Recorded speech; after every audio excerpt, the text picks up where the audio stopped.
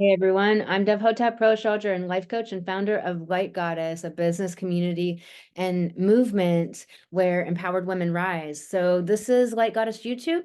I do the new moon and full moon videos every month. This is the Taurus New Moon video, and I'm excited to share a lot of things that channeled through that the guides are wanting you to know and that is coming through for this Taurus new moon.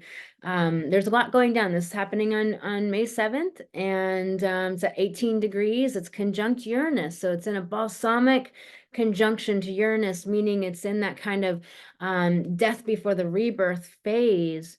And this applying conjunction to Uranus, meaning that it's intense, there's an intensity, and Uranus being our creativity, our innovation, our individuation, meaning individuating from something. What does it mean for you? What are you individuating from in this new moon? And you've been going through it.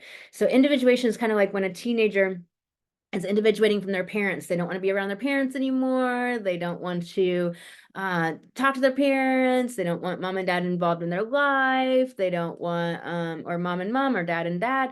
They don't want to, they want to be on their own. They want to gain their independence. They want to do their own thing. They want to think their own thoughts. That's individuation. So what are you individuating from? Is it an idea, concept? Is it an identity? Because we just went through all of this heavy Aries and we still have heavy Aries. So are you individuating from an old identity? Are you individuating from grief and grief of loss of an identity never fully formed? Because we've been in death and rebirth, death and rebirth, death and rebirth for so long in the energies of the world right now. A lot of the world is going through a really challenging time because while Uranus is amazing for all these reasons, it's often the things that the gifts Uranus gives us is often through trauma. It's often through a breakdown, a challenge, a catastrophe, an electric storm, whether that's within us or in the world. So let me show you this chart of this Taurus new moon. And it's happening here 18 degrees. And like I said, it's conjunct this Uranus here. So about 4 degrees off. So it's in that applying conjunction whenever planet is applying to a conjunction with another planet, that applying or an applying sextile, or whenever an aspect is applying, it means that it is gathering and gaining strength. It's at its most intense. Often the exact moment isn't necessarily so intense. And when it's separating, it's losing intensity. It's more of an integration and figuring out what it was all about. And Proserpina is conjunct this as well. We usually often look at asteroids as 1 degree. Well, this new moon is 18 degrees and 2 minutes, and Proserpina is at 16 degrees and 57 minutes. So they're really 1 degree separate here. And Proserpina is the old name of Persephone. And Proserpina means the first serpent. So the serpent goddess, the snake goddess, the queen of the underworld. And what most people don't understand about these stories is that it's about this initiatory descent. And the story of Persephone or Proserpina, the snake serpent, the first serpent or the snake goddess, that story was co-opted by the patriarchy, and it was made into this whole other story about Hades stealing Persephone and raping her. And what's very interesting about that co-opted story and that restory of the original myth is that it's very much the patriarchy. It's like the feminine being raped, the earth, the feminine being raped. Taurus is the earth. So this is this new moon in Taurus, the sign of the earth. It's the first feminine sign. It's the first earth sign in the zodiac. It's the sign of life itself. And so what most people don't understand about Ereshkigal Gal or Inanya's goddess Inanya's, the Sumerian goddess's descent, or about Proserpina. So this asteroid right here conjunct this new moon, Proserpina, which is the other name for Persephone, an earlier name for Persephone, and which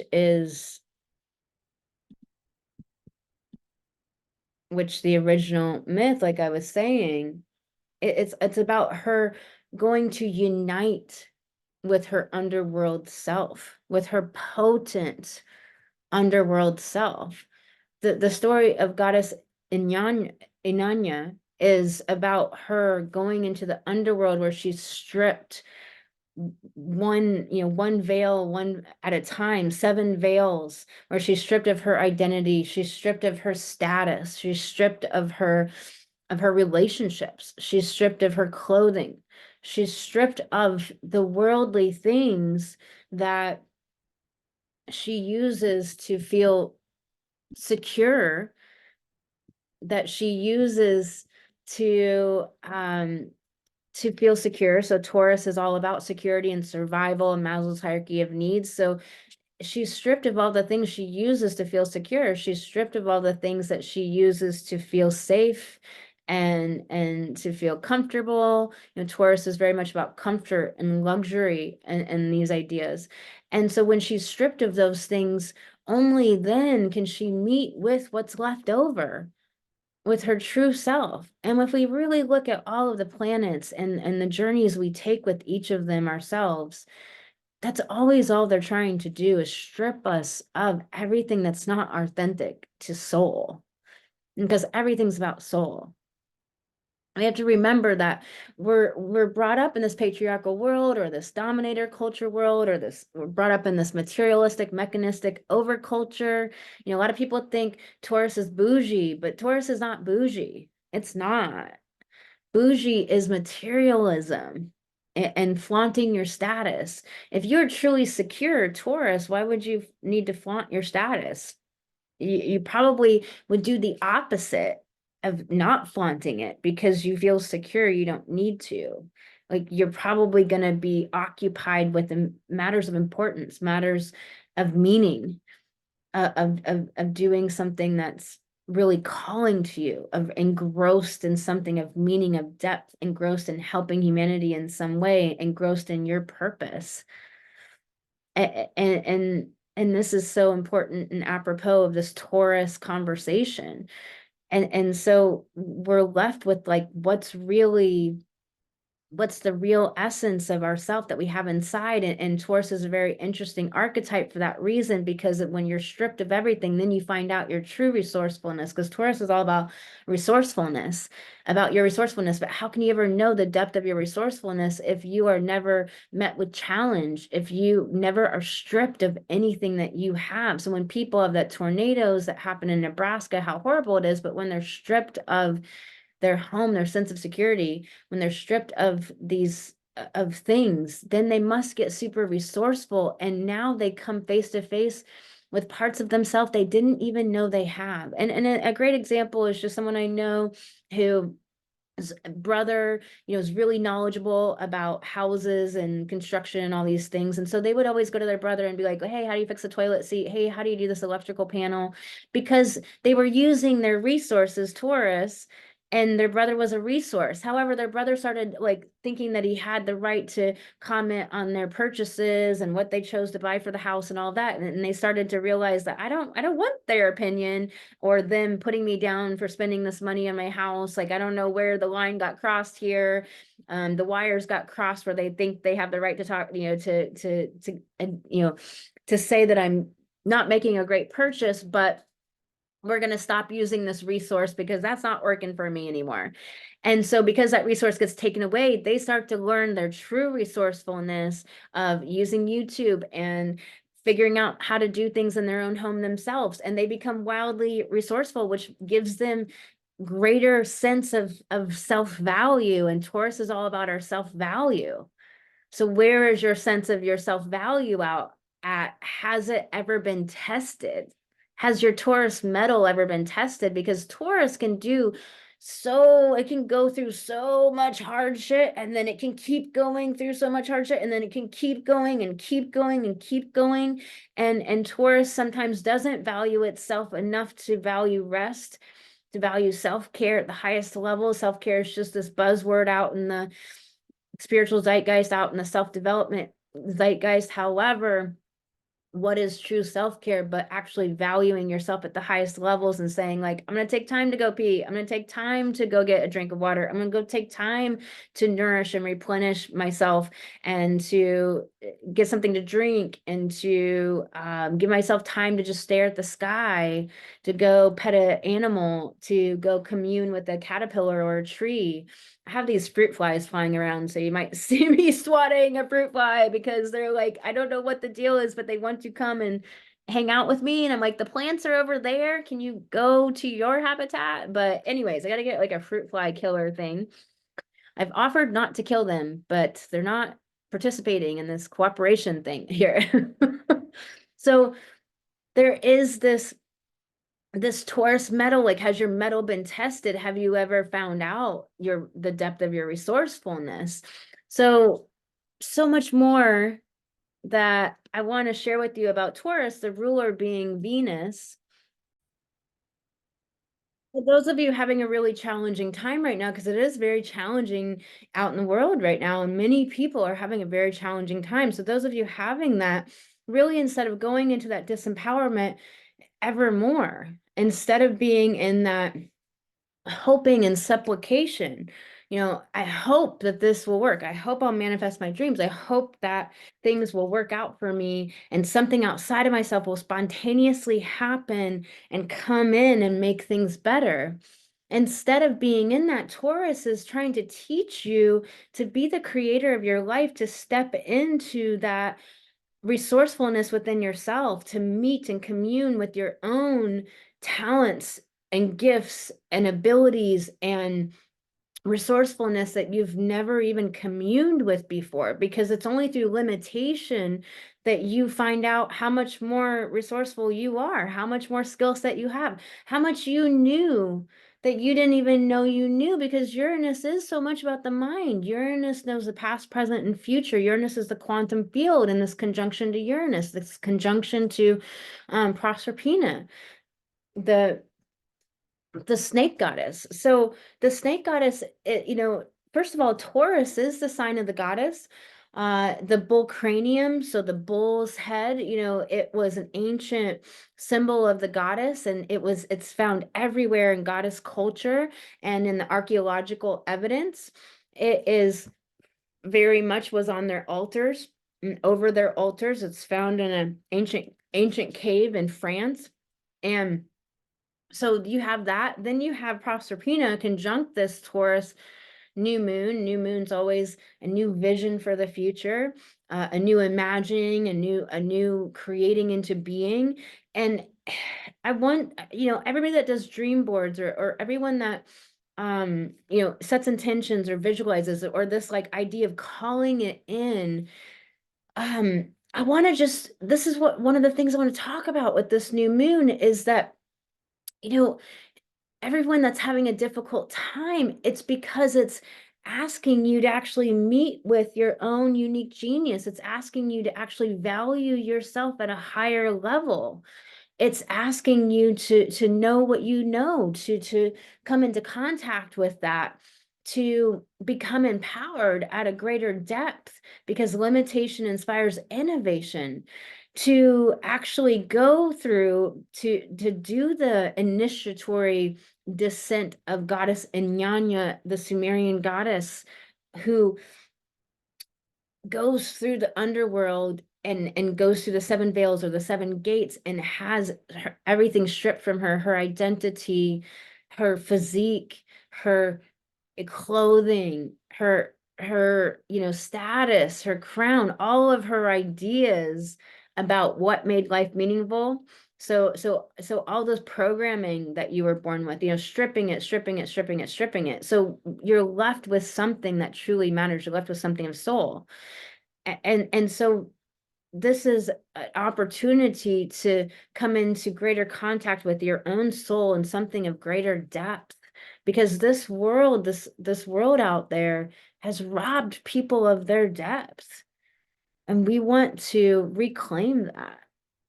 And so many people are in this supplication orientation to life, this supplication orientation to the divine and the co-creation. And so this calling it in idea, meaning that, oh, I called it in and that's all I do. That's step one. And really what you're doing is like more communing with the divine and like maybe like making the statement. But now there's action to be taken. We have to take action. We have to do the work. We have to like make like if you pot plants, and so you have all these planters, all these pots that you're going to put plants in, you know, the divine comes along and puts the plant in it. You could kind of say this is what co-creation is, where you provide the soil and you go get, you know, the pot and you do work, like you make the garden, you till the soil and you weed it, and you're out in the hot sun and you're planting the seeds and you're nurturing and watering and checking humidity and, you know, keeping the rabbits away, and you're doing all of this work. And that's the work that you do, and then it's like the divine that makes sure that the crop yields, you know. And so it's this co-creation together where you have to give, you know, you have to give places for the divine to land. The divine cannot help you if you're not going, if you're not taking pathways and avenues for the divine to partner with you. We should be partnering with the divine, and we need to get out of this supplication. I wish, I hope, like, come do something for me. No, we're doing it. And then the divine is partnering with us in this co-creation. And so this is really a Taurus conversation about home and about nature, because Taurus is home. So home is in our body. Our body is our home. And do we feel at home in our body? And are we taking care of our body? And are we in some cycle that we're not honoring, some phase, because the Hollywood world, you know, because maybe you've internalized misogyny and hate your body because it's not this Barbie doll sold bullshit. I know a lot of women supposedly reported to me of having like awakenings around the movie Barbie, but to be honest, it's just more patriarchy, like wrapped up like in a woman perpetuating patriarchy, which so many women do until they wake up. I did, like, you know, everybody's under the patriarchy until they wake up, because the patriarchy is not men. The patriarchy is actually narcissists, psychopaths, and sociopaths. And so when you understand that, you understand, of course, because they're the people that would want to dominate and control you. And they've made you really hate your own body because it's not this certain weight, or it's not this certain look, or it's not this certain vibe. And you have to reclaim your own home inside your body. What about the home of our earth? What about the home of our solar system, the home of our universe? You know, home is about like survival, Maslow's hierarchy of needs, resourcefulness, like, you know, it does for itself. So we don't get more self-reliant because we don't need to so often. And that's some of the examples I gave you, that people have money so they don't have to learn greater self-reliance. They don't have to meet with the depth of their own resourcefulness. They don't have to be creative. And Taurus is deeply creative, super creative. Like that's the resourcefulness of it. And how can you get creative if you have everything at your disposal, if there's no limitation, if there's no no lacking in like there's nothing that forces you to come up with something unique and different. Uranus is asking us to have like maximum uniqueness, to cultivate. And Taurus is cultivation, it's gardens, it's fields, it's the farming, it's nature, it's cultivation. And it's literally like food and agriculture. And so Taurus is asking us to cultivate, conjunct Uranus, you know, maximum uniqueness, ultimate uniqueness in a sextile to Neptune. Neptune's sitting at 29 degrees, the last analytical degree mark. This is the last year where Neptune will be in Pisces all year long. Next year, it's going to start phasing in and out of Pisces and Aries. So another death and rebirth. So we've been getting this huge preview, this death and rebirth that we've been going through constantly. We've been getting a huge preview of Neptune energy next year. And Pisces is the last sign of the zodiac. It's the ending, it's completions, and Aries is the first sign of the zodiac. It's the beginnings and the springtime and the beginning of the astrological and the astronomical new year. And so even though this is a very wide sextile, and normally we don't do such a wide orb for sextiles, with this new moon sitting at 18 degrees and Neptune at 29, it's important to zoom out sometimes to see what's there and what's asking for more recognition to help us have greater understanding. And so cultivating like that maximum innovation and newness and thinking outside the box, like what is your own unique self in this sextile to Neptune, about higher consciousness and something of higher meaning, and this new moon about this rebirth. So what is this rebirth for you, Taurus? About cultivation. And what are you planting in your garden with this new moon that is about all of these themes?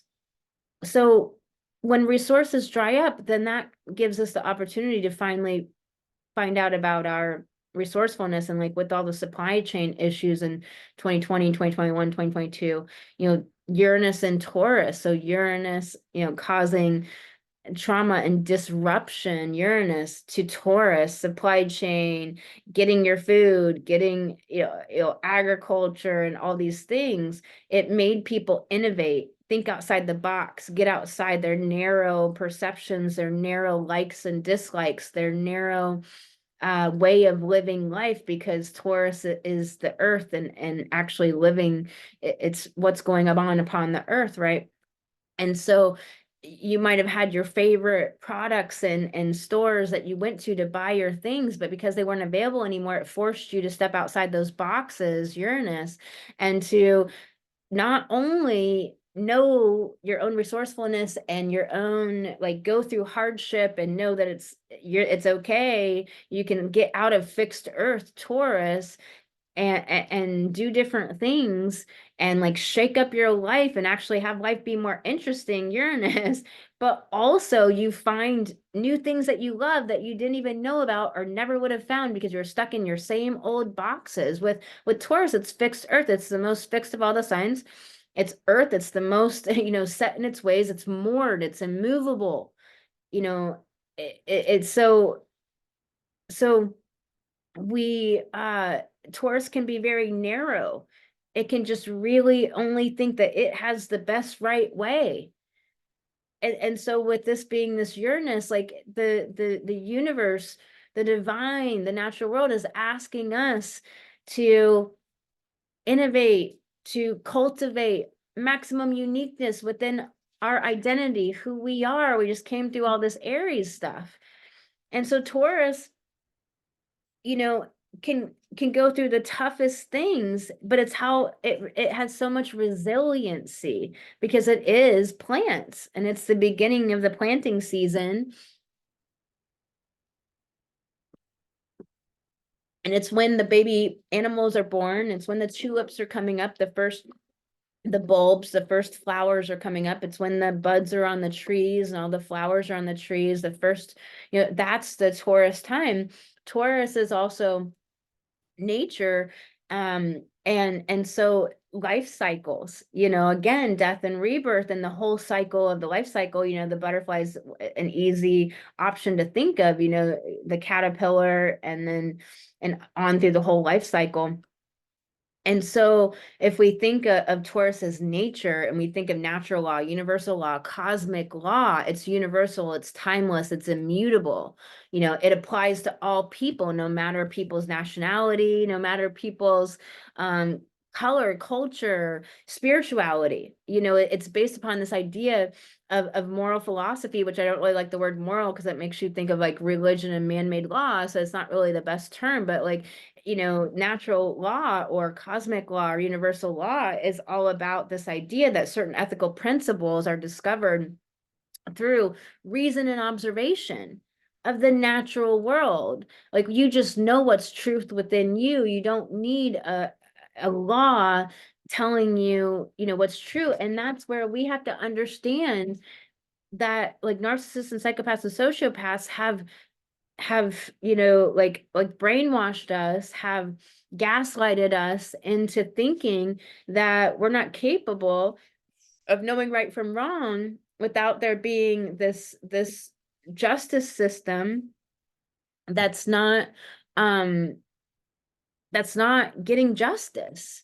You know, there's this innocence project, and they have been ever since DNA has come out, they've helped get 375 people released. And that doesn't seem like very many compared to all the people in prison. However, it's a fraction of how many people have been wrongfully convicted and imprisoned. And then that's not even counting people that are just picked up on things that don't matter, that people of other colors or demographics are not picked up on and put in prison for.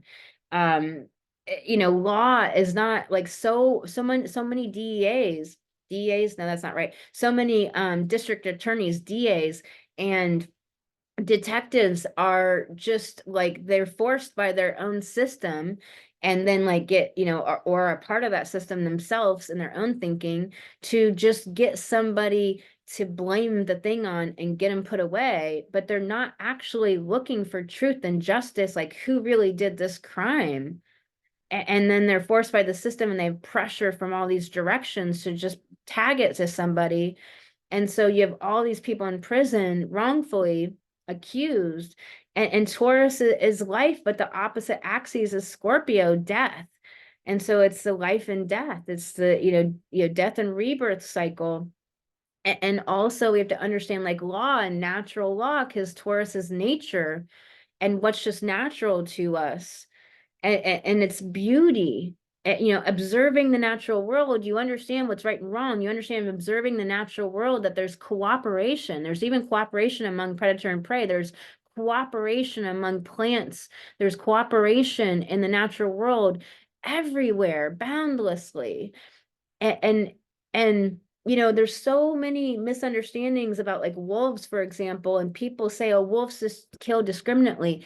Only when they are faced with famine and something has gotten like a switch has gotten flipped inside of them, where they were so hungry for so long, they kill, and that killing doesn't satiate this hunger because they've been starved for so long. And the only reason they're starved is because of human activity. You know, and so we have to realize like the consequences of the things that happen, and then these false stories that we're gaslighted into believing by people who are not living in line with universal law, with Taurus principles, with, you know, all the 12 signs are, you know, cosmic law, and so therefore are not caring about the natural world. They just want to dominate and control other people.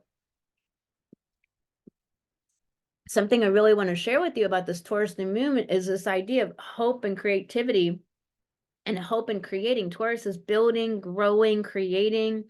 And so hope versus creating. So many of you are in hope.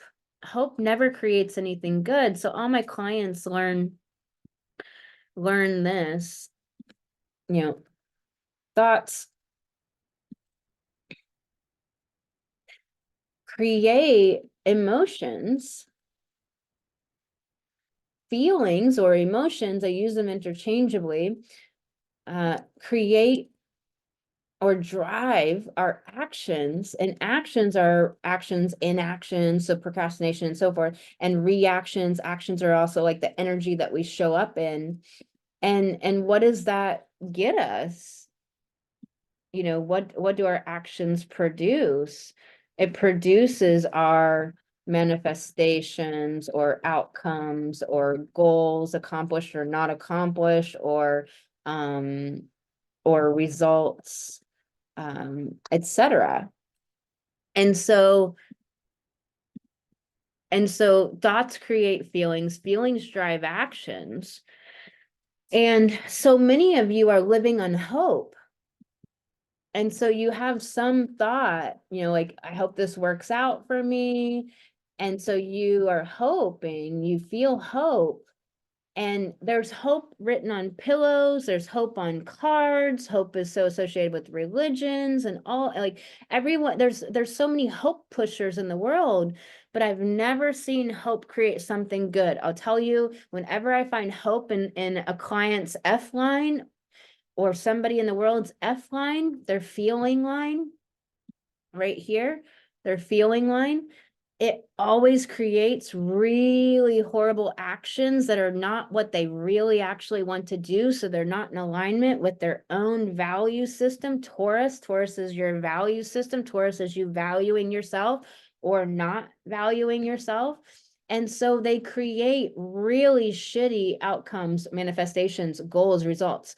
And manifestations are Taurus. Taurus is the tactile, tangible reality. It's an earth sign, like the real reality. All the earth signs are about the real, tangible, taste, touch, see, feel reality. And Taurus is manifestation, but not in the spiritual woo-woo version of the word where you think it's just going to pop out of the ethers. Yes, magic happens when you give it a place to land because you've done your action and you're showing up in an energy of belief. You can't just intend something because you have good intentions. You have to intend and then act and take an action. But if you take an action without like this energy of belief and intention, then that's where your actions don't create the results you want. If you just intend and have belief, but you don't take any action, that's where you don't create the results that you want. And the divine cannot help you if you're not listening, if you're not tuned in. That sextile, that's very wide orb sextile to Neptune, tuned in to the energetic psychic realm, to the divine, to the natural world or the cosmic universal world, and tuned into universal law, cosmic law, natural law, meaning what we talked about earlier, where you observe, like you hear. Like today, I was trying to think of what happened today, but something happened and then like my number popped up. Our numbers are always trying to tell us, hey, you're in alignment, or hey, your guides are just letting you know everything's okay, or we got your back, or we see the struggle you're going through, or they're just trying to make you feel better, or they're just trying to let you know you're not alone. Your numbers pop up for a variety of reasons. And my number popped up and I had I got the information to keep going. I was getting gas and I got the information to, to keep going, like keep topping it off, because at a certain point the gas is going to come back out of the gas tank. And I did. And then my mileage was a certain number when I got in my car. It was like I was listening and then I got confirmation. That's that sextile to Neptune. Like, are you listening to the divine to go push through your fears to do this thing? Like, are you tuned in, and how tuned in are you? This manifestation is this word that like people think it's just going to pop out of the ethers. They're just walking around hoping, but you're not taking action in an energy like determined, resolved, intentional, focused, curious.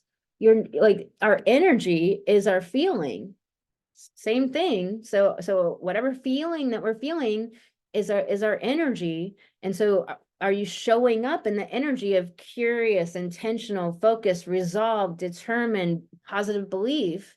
Because that's going to create the actions you take, actually creating the results that you want. And then here comes the divine that you're partnering with to bam, create the manifestations and goals that you have, and to have all the things feeling like it's popping out, popping off, going, and having all the magic come in. Or are you sitting here in supplication and hoping, wishing, praying, barely taking actions, taking shitty actions that don't value you, working for free, giving your money away, not taking high value actions, you're taking really low value actions. You're doing busy work instead of work that actually creates income, and then you're just kind of, not valuing yourself. And then, you're in this like stress and difficulty from not having the results that you may actually need to Taurus survive. So all this Taurus is about, where's your survival at? Where's your relationship to money at? How you doing in all of these realms? And so I've seen hope create something as like on the scale of what I've seen hope create, always bad. I've seen it create a woman get an abortion because she hoped the guy would stay with her.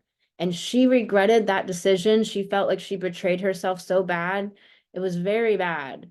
I've seen it be that bad. And I've also seen hope create something as seemingly minor as you just going to early morning networking meetings when you're really should be going to late evening networking meetings because you're not on in the morning, but forcing yourself to do it because you're hoping you'll get the client instead of actually aligning to when you're really at the top of your ability to be present and to converse, at the highest levels, and to engage with people and to really be, at your best.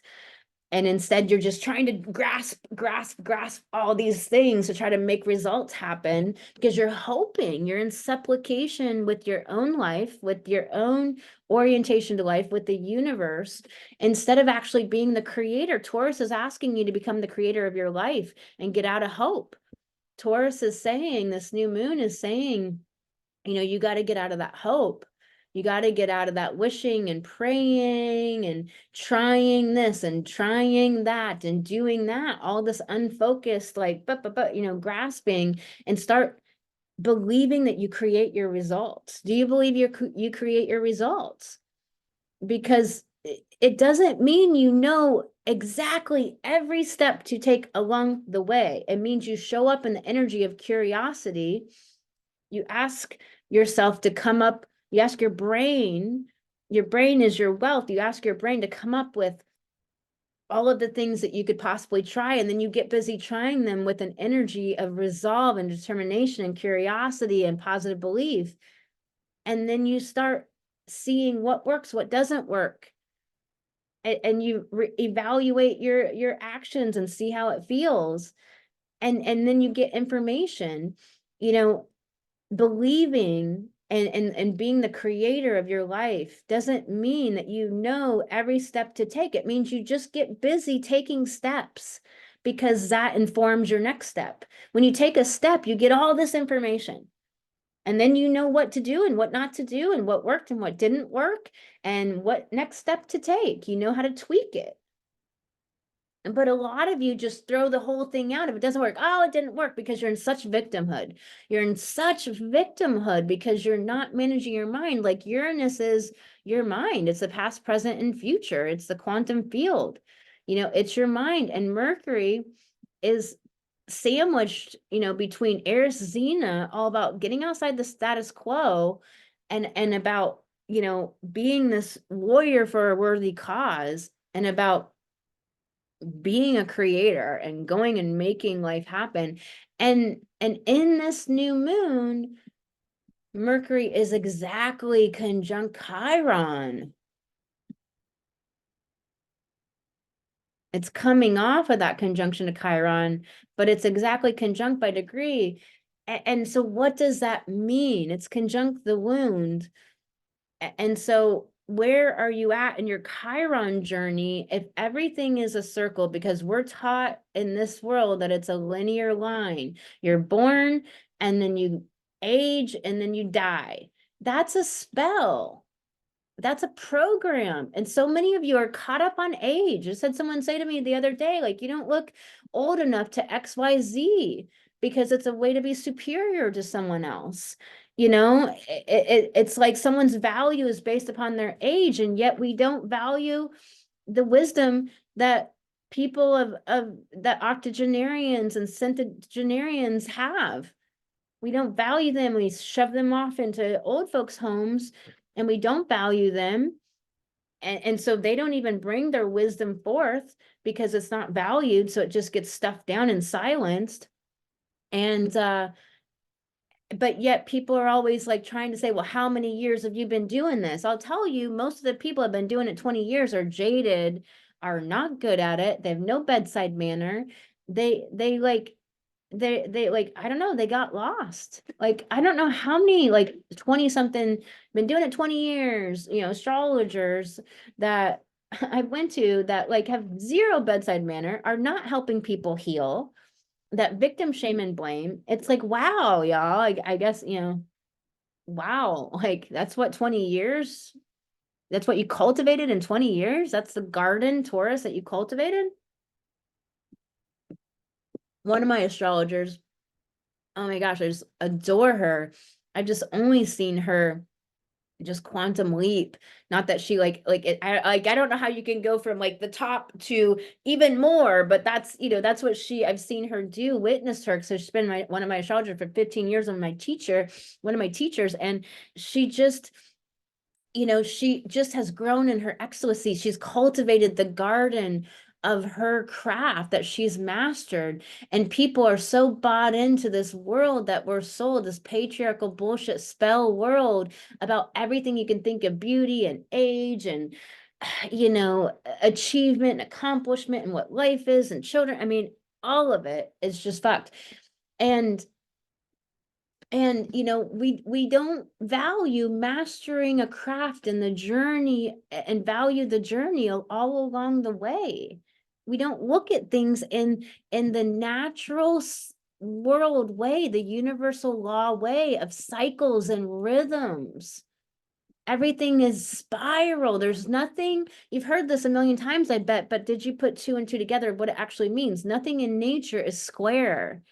Nothing in nature has right angles, because that's not natural law and universal law and cosmic law. Cosmic law is spiral and circular, death and rebirth, light and dark, light and dark. Excuse me. Um, and so this Chiron and Mercury here, where are you at in your Chiron? You know, are you beginning a journey with some of your wounds? Where are you at with Chiron here? This is the glyph for Chiron. It looks like a key because it's the key to your wholeness. Chiron is the wound and the hole maker. And so it's the key to your wholeness. And so where are you at in your Chiron journey? You know, are you at the first opening square? Are you at the third quarter square, which is like an integrating psychological square?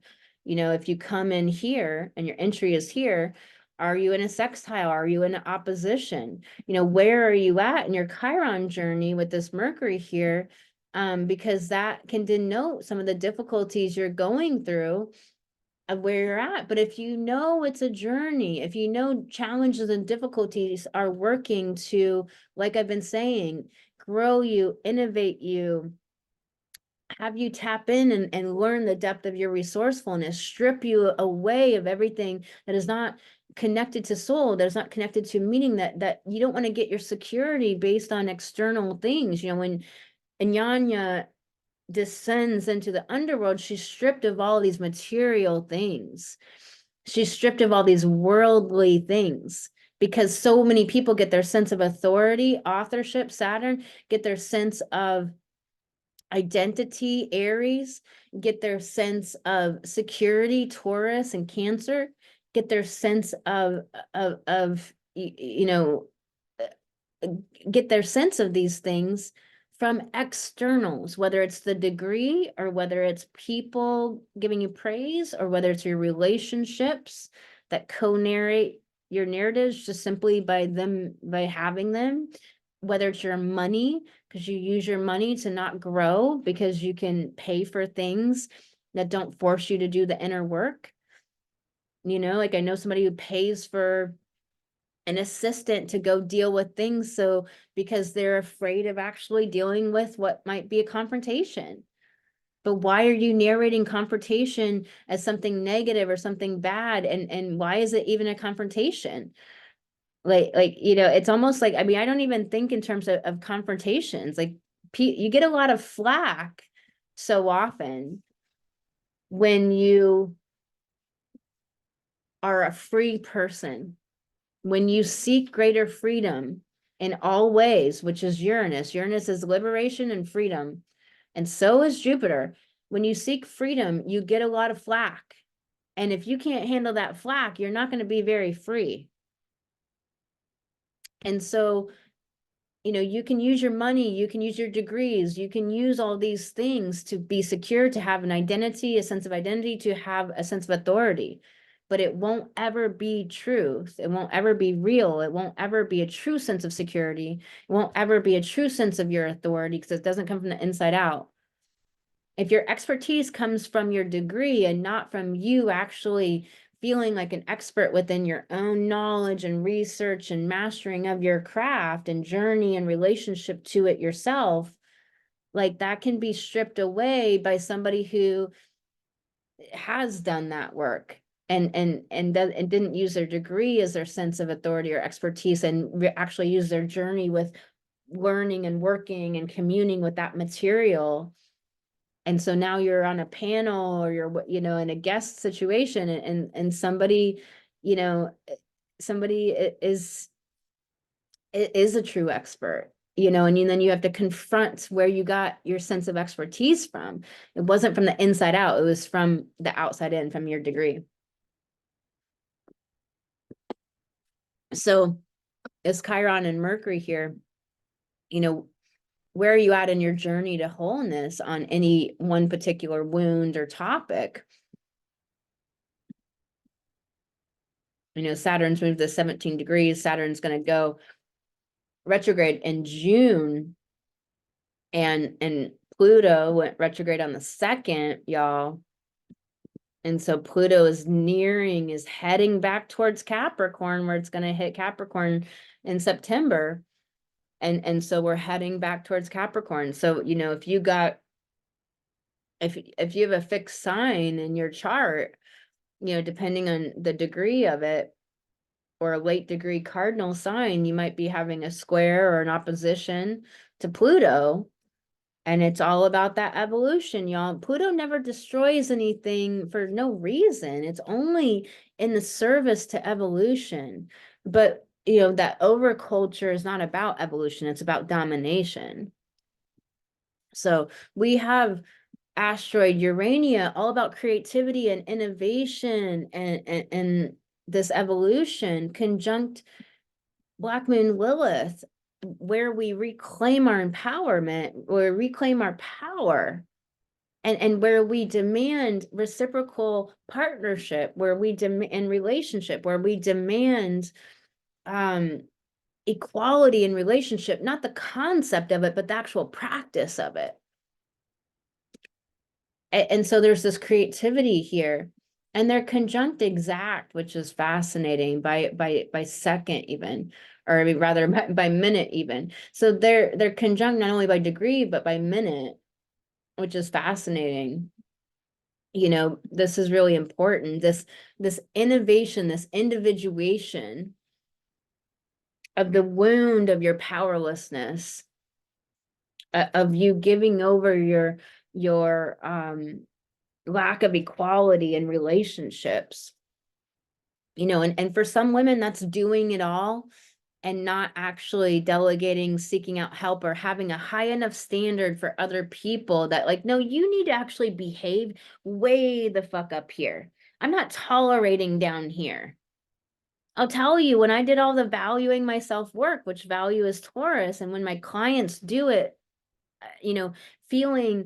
knowing your worth and knowing your value just becomes your truth. You just don't tolerate shit down here anymore. You expect up here, not, where you're asking people to raise into a higher version of themselves, and some people will meet you there, and some people won't want to do that inner work and won't want to meet you there. But you stop tolerating bullshit and you stop doing things that devalue you.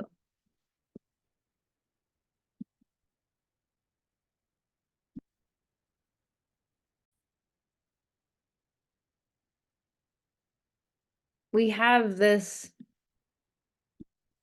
asteroid Pan conjunct Venus, the ruler of this new moon, the dispositor of this new moon, in Venus's home sign of Taurus.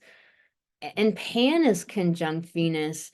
Pan is all about creativity and sexuality and the sense of freedom. It's musical and lyrical, and it walks and dances to its own music, even if that music is like the sound of car tires and the sound of the corn moving in the wind, and the sound of the crickets and the tree branches. And there's a great story. I actually told this story on my podcast. I don't remember what episode it is off the top of my head. But I told this story about this Pan archetype on my podcast, where, it's this great energy of just happiness and joy and the sense of freedom and creativity and sexuality. And what's so fascinating that people don't realize is that whenever women have been free throughout her story, it has been always has coincided, and it has been the reason why that we have had sexual liberation. We don't have sexual freedom and liberation right now, even though you may think like you're free. Like when you're walking around in a prison, you may think you're free, but you're not. The whole illusion itself is the prison.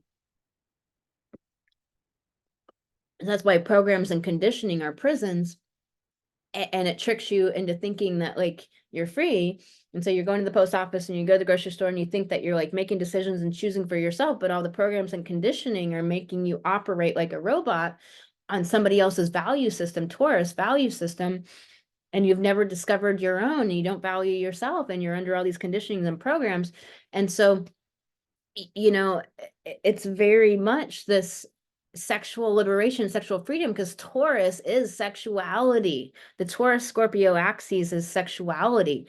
Taurus is very sensual. It's tactile. It's pleasure and feels, and it's very tactile, like the touch.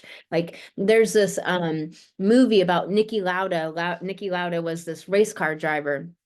And I don't know if it was a real quote from him, but in the movie, they made him say like his ass could feel anything that was going on with the car. It could feel like the slightest little thing out of adjustment on the vehicle, on the car. Like his ass was a some sort of perception, instrument that could tell anything that was out of sync. And that's Taurus. Taurus is tactile, and it's not just the five senses. Taurus has extrasensory perception. It's Venus is exalted in Pisces.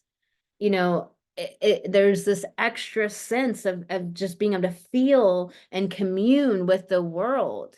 And then you have it back into this idea of natural law in our home, and the home is our earth, but our home is also our body, but our home is our value system, right? Because like we live in our value systems, and if our value systems aren't really our true value systems, we're living in the home of conditioning and beliefs, right? And so Pan is sexuality, and so sexual liberation and freedom has always been combined with when women have gotten liberation and gotten out of domestication all throughout her story. And so what does that mean?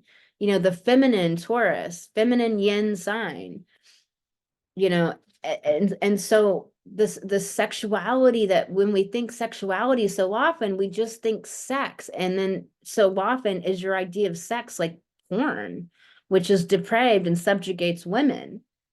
It's not sexuality. for most people is not a celebration. And that's what actually sexuality is a celebration. It's a communing with the higher intelligence.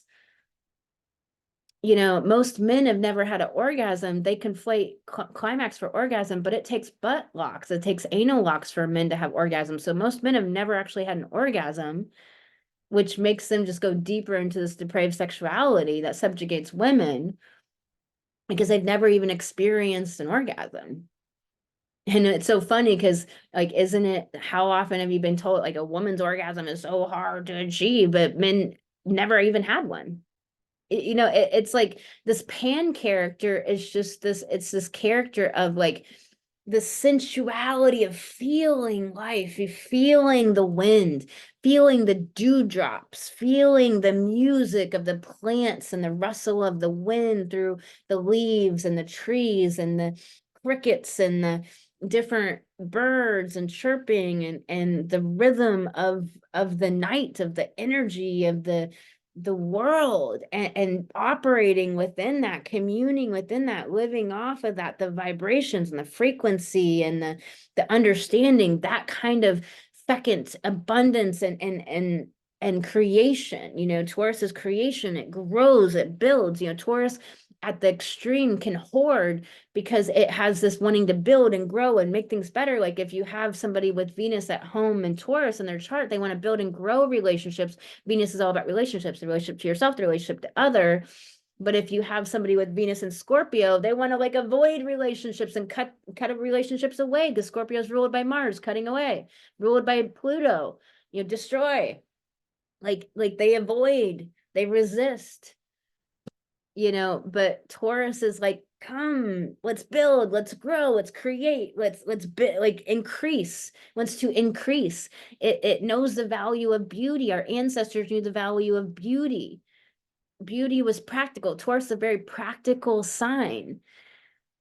And you know, I don't wear like earrings and stuff because I like to dance, and earrings, and they jangle off your ears and then they fall out, and just like, oh my God, it's such a pain in my ass. It's not practical. So I don't, you know, I don't do non-practical things. I have a lot of Taurus in my chart.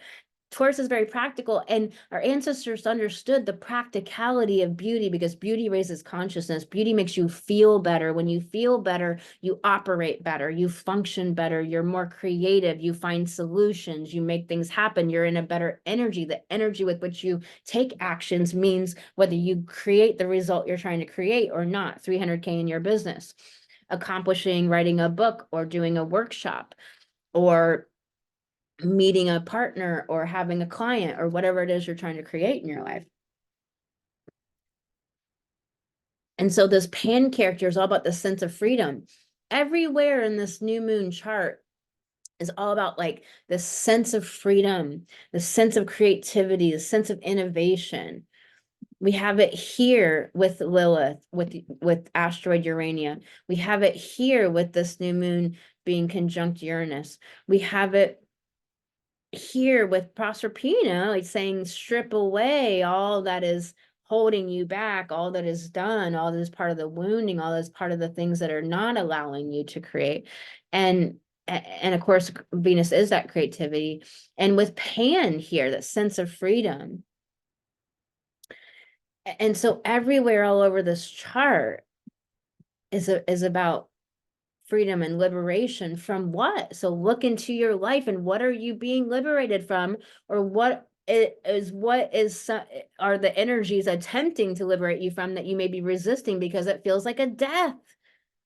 If we just knew that you know, the death, what looks, you know, if we just understood that it was a death. I just wrote this quote because it's like nobody lives in the world like this anymore, with initiatory descents being something in the ancient world that people sought out. The whole world is going through one right now, but doesn't know they're in it. And so if you only knew that progress looks like a death, if you only knew that mastering your craft looks like a death, that it looks like messy, that it looks like no mastery. If we only knew that accomplishment, you know, looks like failure. like if we only understood the initiatory process, the cycle of all of life, if we only got back into rhythms and alignment with cosmic law, with what's observable, right and wrong, when you know in your soul, instead of following some man-made rule book.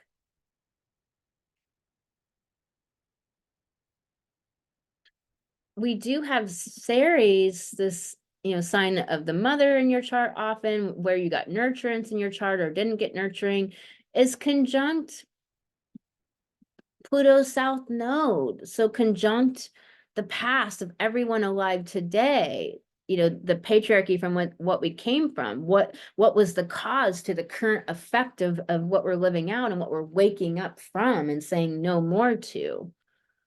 The sign of nurturance and fertility is having a conjunction. So in this balsamic conjunction, almost exact, and then going to pop out into its own new moon, new cycle. Just like Mercury is in a new moon phase to Chiron and is in a new cycle. And, that Mars-Neptune conjunction last weekend that happens once every 2 years, pretty gnarly last weekend. What happened in your life? Because Mars is aggro and aggression, and Neptune is false assumptions and incorrect context and, false perceptions. We have aggro, aggression, and argument and warring based upon inaccurate perceptions to begin with and complete nonsense. So, what happened to you last weekend? Mars is nearing that conjunction to the North Node at the time of this new moon, all about your autonomy and your identity. And so what's going on for you there?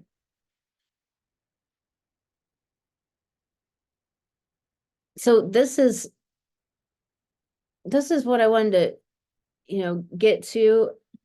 We're going to go into the sun sign horoscopes for each of the 12 signs. Please throw down a like in this video if there was anything that inspired you, encouraged you, lifted you up. Please go ahead and take just like literally 1 second and like text this video to a friend. It'll help the algorithm and it'll help more women find out about something that could really help their lives. I really appreciate you. I appreciate you being here. I am a pro astrologer and a life coach, so I help my clients accomplish 300K in their soul mission. I work with soul mission driven women, and I also do individual astrology readings, also do astrology packages. I do synastry, and I'm an evolutionary astrologer, if you don't know that already, but not a deterministic, fatalistic astrologer.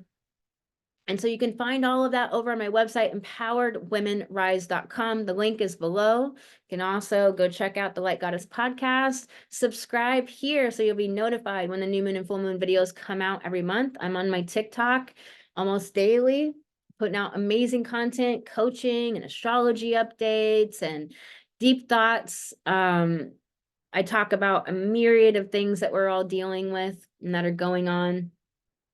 And with your sun sign horoscopes, remember your sun is your solar chart and has really great information in it. Your rising is your natal chart, and combined you'll get a great understanding of the exact areas of your life that this is all going down for you. I'll do a card reading as well. And so if you'd like to book an astrology reading with me, you can go to empoweredwomenrise.com. If you join my email list and you go get my free astrology mini course, grab that on empoweredwomenrise.com for an instant empowerment upgrade. The link's below, and you'll be notified whenever I have sales on astrology readings. And I do have a sliding scale on my website, but sometimes I even do a better sale even. But, I have a sliding scale fee. I don't care what you pay. Just go get hooked up with the empowerment of your own astrology. I teach astrology in a really different way that you already know astrology. It's just matching up the astrological language with what you already know. It's in our hearts. We should have been taught it from kindergarten. So watch your rising and your sun sign. Some people like to watch their moon, have fun with it. It's all about fun. It's all about making art of life, being on the adventure of life. And I'm going to go into that now. And I'm sending you lots of love. Thank you for being here. It means so much. I love your comments. If you want to comment on what you'd love to see me talk about, what you'd love to see me do a video on, like what you'd like to learn more about or know more about, what you'd like to get coached on. And also, if there's just any comments or you want to have a discussion and be part of this discussion or dialogue, or things you're seeing out there or things you recognize or something you know about this, love to hear from you in the comments. So sending you all lots of love, and I'll see you in your sun sign horoscope. All right, let's do Aries. All right. Pull this up. All right. You're always a purebred, so Taurus New Moon is always going to be in your second house. So second house here, and it's everything that we talked about, Taurus. So, you know, it's definitely the themes of your basic survival, how you value yourself if you are, and it's about your own talents and resourcefulness and what you have inside of you with which to survive upon, with which to thrive. And so with this Uranus being in your second house as well, it's wanting you to individuate from your old ideas of how you survive, of how you make money, of how you provide for yourself home and food and clothing and the basic comforts of life. Taurus is the basic comforts of life.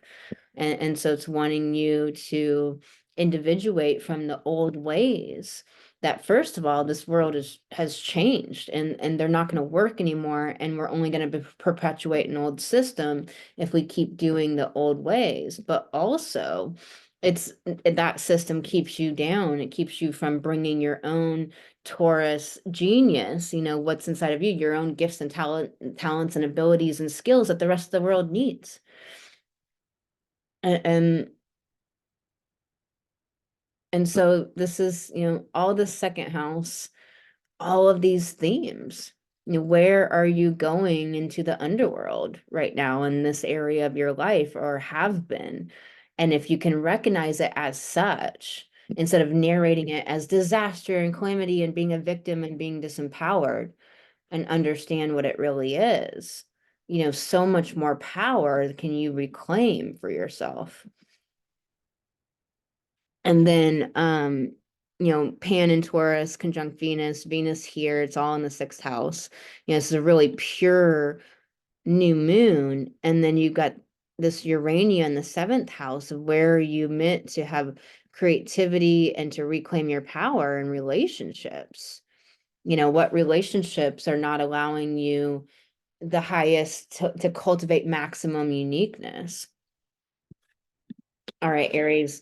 So you got the Queen of Wands, and all about determination, boldness, confidence, all about being that light and helping others as you build your own success. So make sure you're doing that. Let's pull you some more cards. Creator Earth, meaning time to ground. Make sure you're grounding yourself through breath work, through feeling emotions, not being up in your head. We go up into our head when we have anxiety. We go into frantic action. When you're scared, when you're having money issues, when you're having fears and stress, you can go into frantic action and really get up in your head trying to explain it and talk about it and analyze it and all that stuff. That's not groundedness. Taurus is, you know, is groundedness. Taurus is the earth. So what does it take for you to ground? Is it water and baths? Is it a routine? Is it really making sure you're giving yourself time to like ice, you know, your muscles, or to use a foam roller to roll out the stress in your body, to make sure you're getting your yoga class in once a day? You know, what is it that grounds you? Some breath work, making sure you're doing some emotions work, and so on.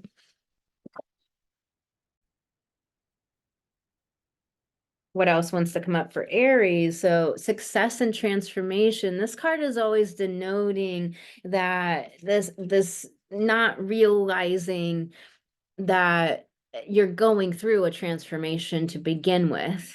That what I was saying earlier in part one, that progress looks like a death, if we actually knew that progress looks like a death, we wouldn't, if we are actually an initiated people, we understood the cycles of death and rebirth and natural cycles of the natural cosmic law, we wouldn't be looking at destruction of everything we used to hold dear as something having gone wrong. We'd understand that that's all breaking down because it's no longer meant to be a part of your identity. It never was of the highest good for you, or as, connected to soul.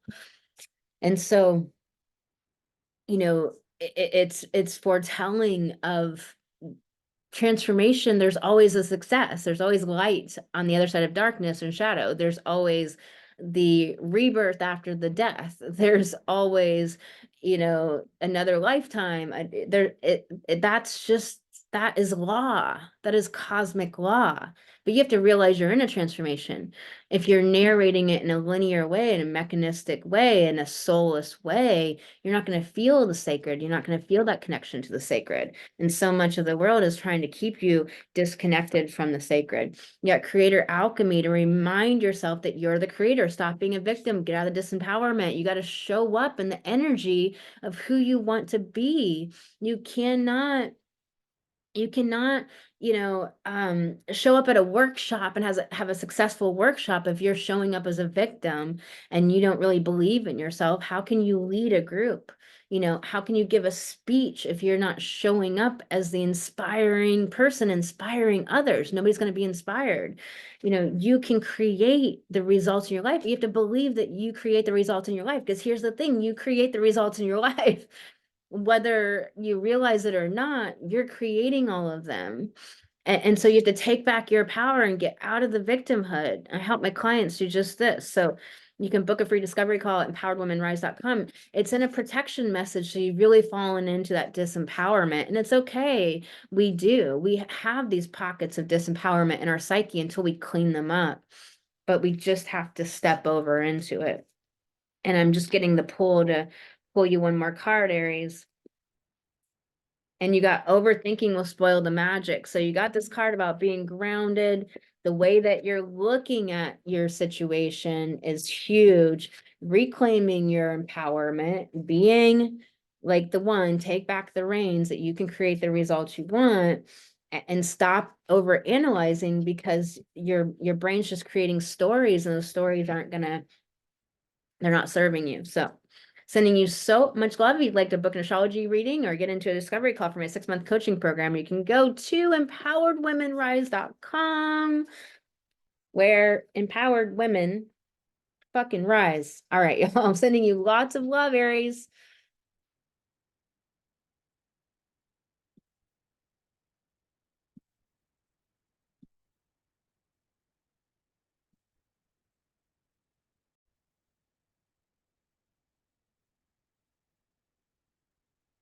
Happy birthday, Tauruses.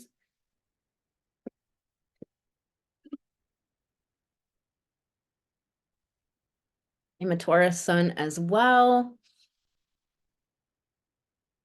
So let's do this. All first house for you. This new moon about a rebirth of who you are, how you handle threat, how you think and show up and believe about your appearance and your body and the way you look, about your face, your external world. This is how you your identity, so how you identify, what you call yourself in your business, how you think of yourself, but is it coming from within out? I always talk about that, is your sense of identity coming from what your parents dawned upon you, coming from what other people have always called you. Like growing up, people always said I was blah, blah, blah, blah, blah. So you took it in and internalized it. And so you keep repeating that to other people and believing it. And it just isn't anything you've ever liked, but you repeated the story over and over. It's just like, what's the identity as in your name, your characteristics, your talents and your personality and the way you come across and your energy and all these different parts of you are our identity, even our name. You know, in Native American culture and indigenous culture, we believe that when you go through a new phase of life, you take on a new name to denote that. And so we have Uranus here, all about this individuating from some old identity, some old look and appearance, some old way of being, you know, some part of your personality that is dead and is time for a rebirth. And we have Pan here, all about that sense of freedom. Uranus here about liberation. And also, this is about becoming. And it's about discovery, and it's about asserting who you are.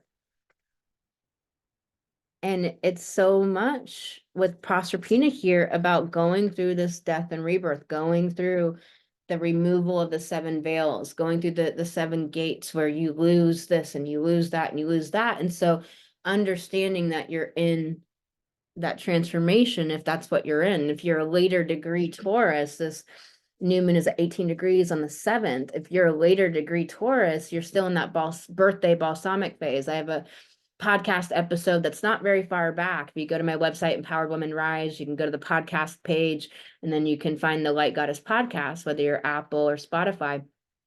And you can listen to the balsamic birthday episode where I talk about that month before your birthday, where you usually feel like you're in hell.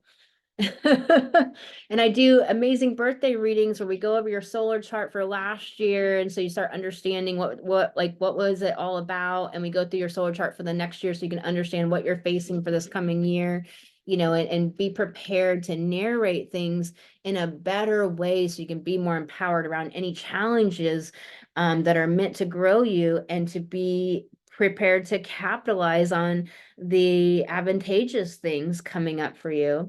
So you can definitely book an astrology reading with me to go into your solar charts and your solar return charts. And so, you know, very much this, you may have been going through this journey of losing everything that doesn't want to move forward with you on the timeline. Okay, Taurus. You have 6th house with Uranial about that freedom, sense of freedom, that sense of creativity and innovation and reciprocal relationships. So in your day-to-day work, if there's not reciprocal relationships, maybe you're fighting too hard for something that's not really feeding you back. So be aware of that. Be aware where things aren't giving you freedom. You know, if you're working really hard for something, you know, or maybe it is giving you freedom from a lack of skills in some area and you're working hard to develop a skill. So, you know, 6th house is about skills. It's about lifetime or lifestyle. So the lifestyle you want to live, you know, the South Node is here for you. So this is all South Node shit here until the South Node gets out of your 6th house. So it can be really, you know, not having the lifestyle you want. It doesn't mean you're not going to get it, but it's the journey. It's the journey. And so you may be creating it. You may be working through all of the things that are standing in the way of you creating the lifestyle you want. And by working through thing one by one by one by one, you'll create just that. And so it's gonna move out of this 6th house and into your 5th house whenever next January. So fun times there. But Pluto's in your 10th, you know, career, sacred calling, soul mission. And so it's retrograding back into Capricorn into your 9th, slightly ever. Excuse me. And so, you know, in your solar chart,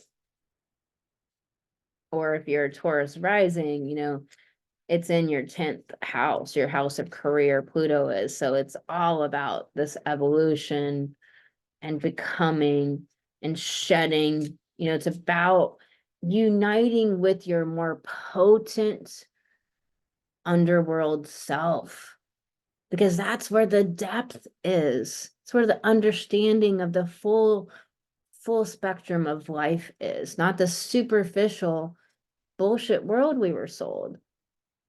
Nothing's interesting if it doesn't have the full phases of death and rebirth. All right, y'all, let's pull you some cards. I pulled you the Four of Cups. This is all about having so much abundance around you, but not uniting with it, not partnering with the divine and giving the divine places to help you. So for example, if you're not going out to meet new friends or to meet possible potential relationship people, then the divine can't bump you into that person that's just that right match, or that would has the potential to be so, because you're not getting out there. So unless it's the pizza delivery person, like, you know, the divine can't bring it to you because you're not getting out in the world, or the divine can partner and bump you into people, or nudge you to go over to this place when you were going to turn left. It nudges you to turn right, so you turn right, and then bam, you run into that person. It's just an example. This is where you're kind of getting down and really in the like, sorry for yourself, you don't see anything good. You got to remember that our brain is a soft computer.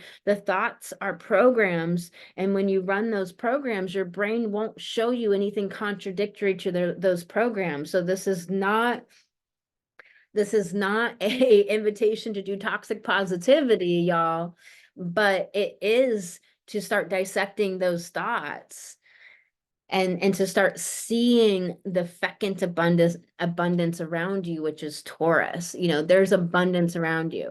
You know, I'm in this place where there's all these willy worms, there's all these caterpillars, you know, there's all these butterflies and wildflowers, you know. It's just so beautiful, way more than in areas that have so much more forest and more lush moistness in the environment, which I love. But here where it's more dry, there's more butterflies and more caterpillars, and I'm just like having so much fun hanging out with these caterpillars and like putting them onto plants and like talking to them. And you know, it's just this abundance of amazingness is all around you, unless you refuse to see it. It's kind of like with your keys. You can walk right past your keys over and over because you're telling your brain, the program, I've lost my keys, I've lost my keys, I've lost my keys. So your brain won't show you your keys, and you're walking right past them, you're looking at them. That's how real it is, that like your brain runs the program of your thoughts. All right, let's pull you some more cards, Taurus. You know, this card is interesting. You know, it's telling you to look for the good, see the good, amplify the good, accentuate the positive, not the toxic positivity bullshit, but accentuate the positive, like create it into being, step into that energy of belief. And when things are tough, you know, and you keep getting knocked down, and you keep getting knocked down, and keep getting knocked down, it can be tough to do that. But think about what Taurus resourcefulness it's trying to build within you. Where do you not have some sort of Taurus resilience or resourcefulness? That's what it's trying to build. You know, it's all about how you narrate the whole story of the shit that happens to you. How we narrate the wound is half of the injury, you know. So you got the card change maker, make waves and protection. So you're not getting out there in the world and doing your big work in the world. You're spinning in your head, you're puttering around, you're doing low value actions in your business. You're not doing the actions that put you in front of people because you're scared. And you gotta get out in front of people. You gotta get yourself out there, so that all the people that are looking for you, there's 8 billion people on this planet. There's got to be at least 1 million who love you, who adore you, who want to work with you, who are looking for you. You're soul mission driven women here to help other people and help humanity. There's 1 million people you're meant to affect the lives of. They're looking for you. They're fully grown. Get yourself out there and make waves as a change maker. Get out of the victimhood and the disempowerment. Stop playing around. Stop holding yourself back. Sacred mirror. this card is about like seeing the reality of things. It's about, you know, understanding the challenges as mirrors of what's going on inside your own mind and emotions that you're not taking care of. You got the card celebrate your wins and a protection message. You're not doing that. You're minimizing and trivializing your wins. I'll have to say, this has been something that I'm challenged by in my own life. And it's not because I don't celebrate my wins. It's just like it was just never taught to me. It was never a part of life. No one around me ever did it. It was a narrative that was never co-signed for me, never witnessed people doing it. So when I do it, it feels contrived. It doesn't feel like real. Like I don't, it doesn't really get in. So, you know, for me, I have to approach it, you know, in the energetic psychic world, which I do with my clients. And so you can reach out to me if you're looking for that kind of help. But, you know, it's like, you got to find a way to start amplifying your wins, to start acknowledging what you do well, to start acknowledging how you grow and you know, like tell yourself the story of your wins. Start telling yourself the story of your wins. Like, I'm doing this really well. I'm getting better at this. I'm learning this better and better. I really improved in this area. I'm, you know, I just did these really challenging things. Like, I did big things right now. Holy shit.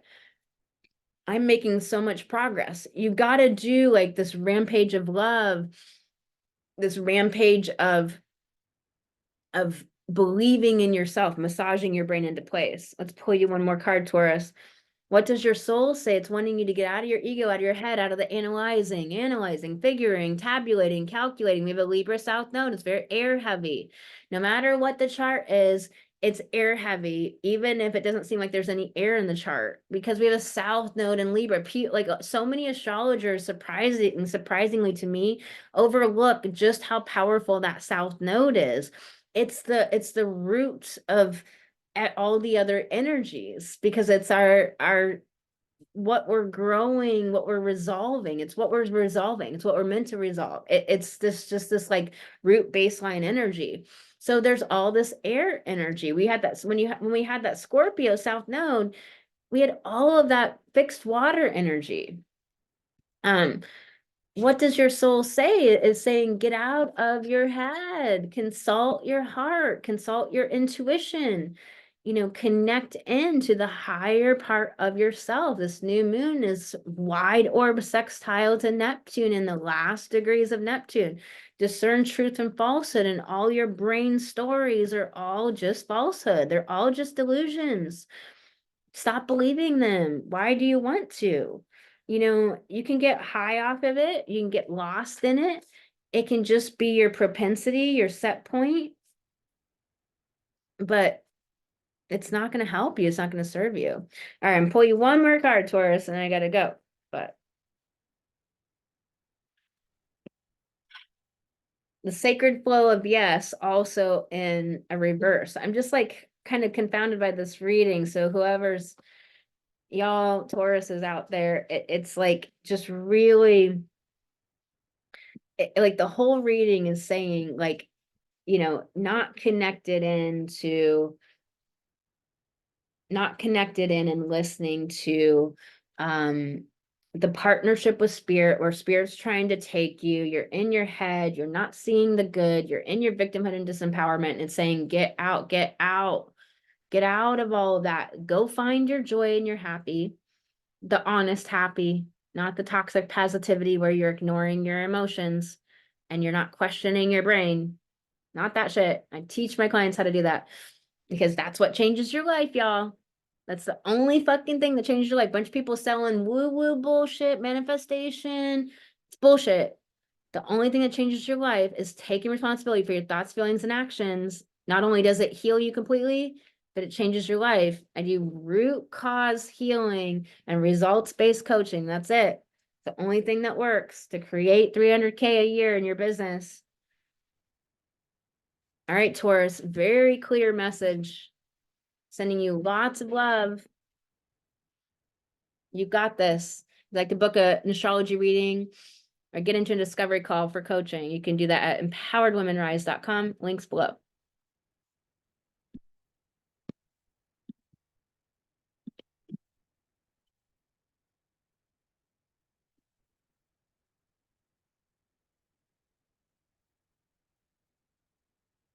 Gemini.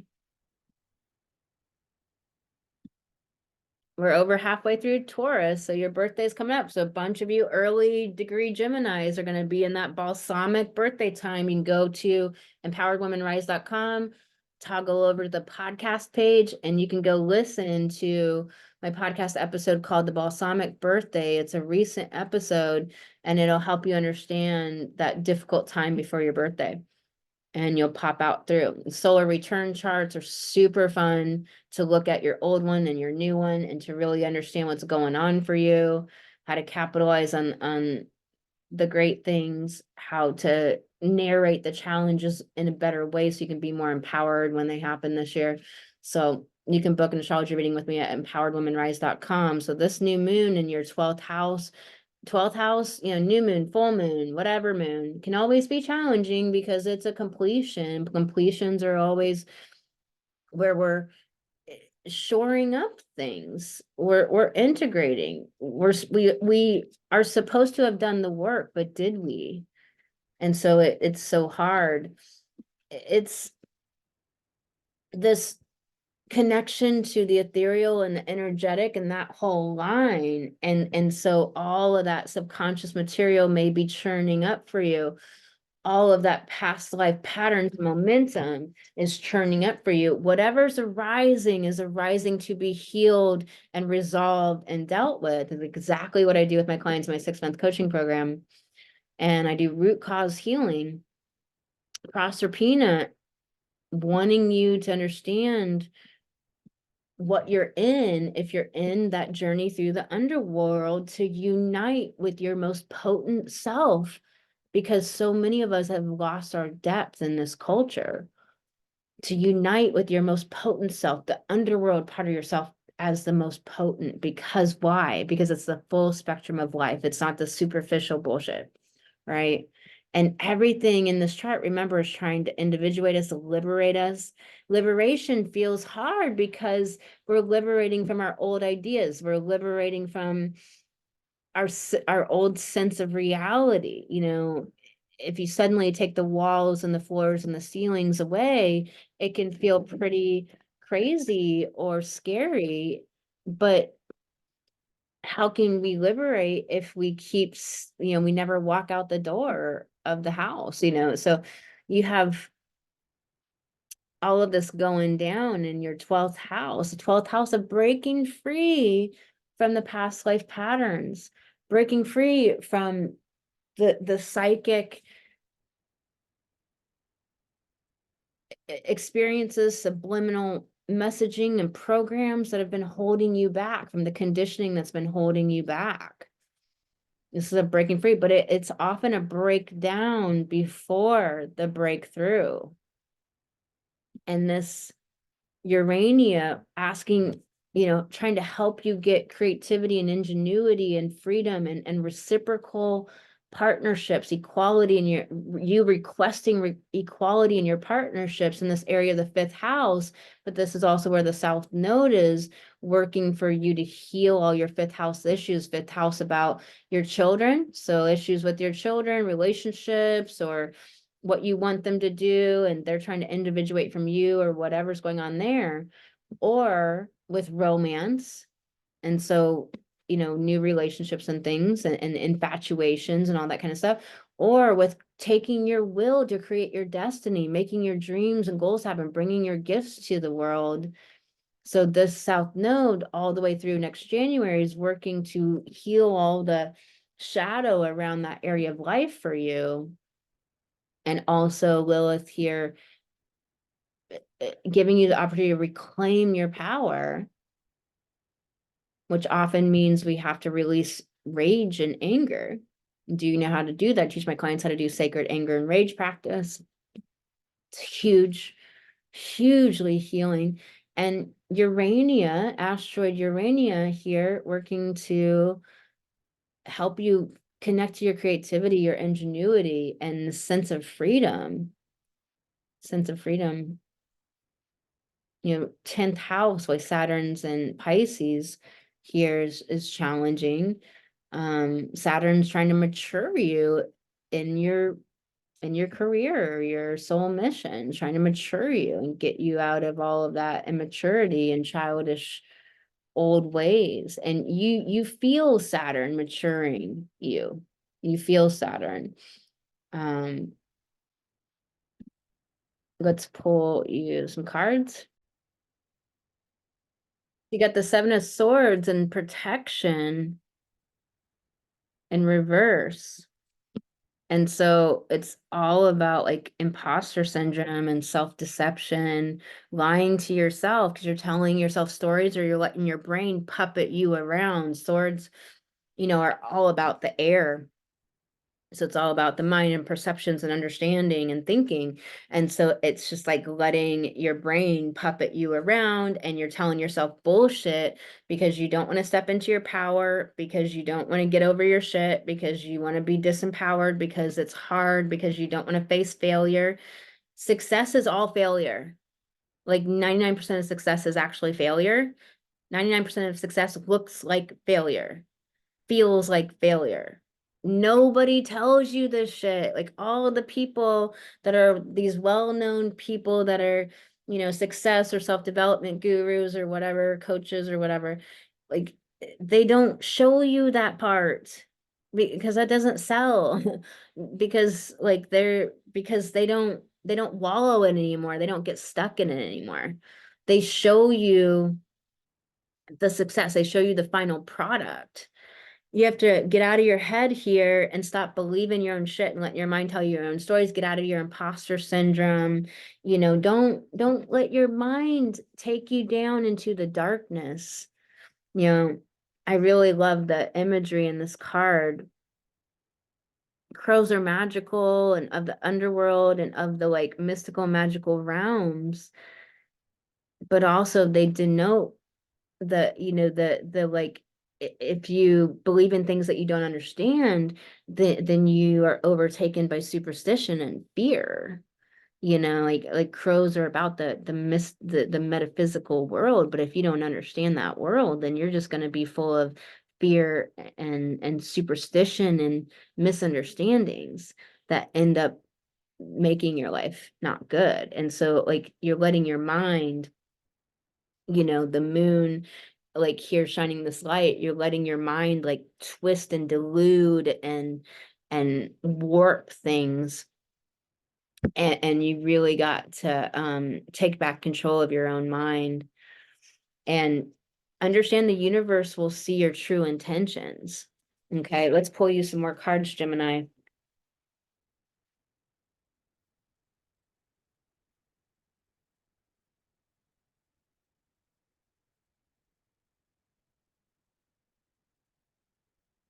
Unstuck the stick in a protection message. So get yourself moving. Take any actions because that will inform what the hell to do. Get out of your head, take action. Got to get out of your head. Got to get out of your head.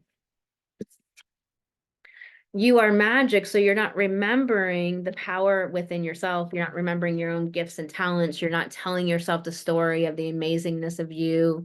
You're not believing in yourself. Unwavering belief in yourself. I had the sign made for all of you. Unwavering belief in yourself. Okay. Getting all protection cards here, Gemini. What's going down, Gemini? You are epic. So it's like taking back your power, realizing what you have inside of you is medicine for somebody. Like you got to get yourself out there. There's all of these people. If there's 8 billion people in the world, most of them don't give shit about you and you about them. But there's a million people that are waiting for you to come across their desk. But if you don't go put yourself out there with this imposter syndrome bullshit, then you don't ever come across their desk. So they never find out about you. So they can't work with you. You have a soul mission here. You got to get out there and get out of this bullshit here. Raw intention means it's messy. Stop trying to make it perfect. Stop trying to get it to be perfect. All right, Gemini, sending you lots of love. You want to book an astrology reading or come into a free discovery call for coaching with me for a 6-month coaching program, go to empoweredwomenrise.com for everything. Sending you lots of love. Throw a like down this video, please.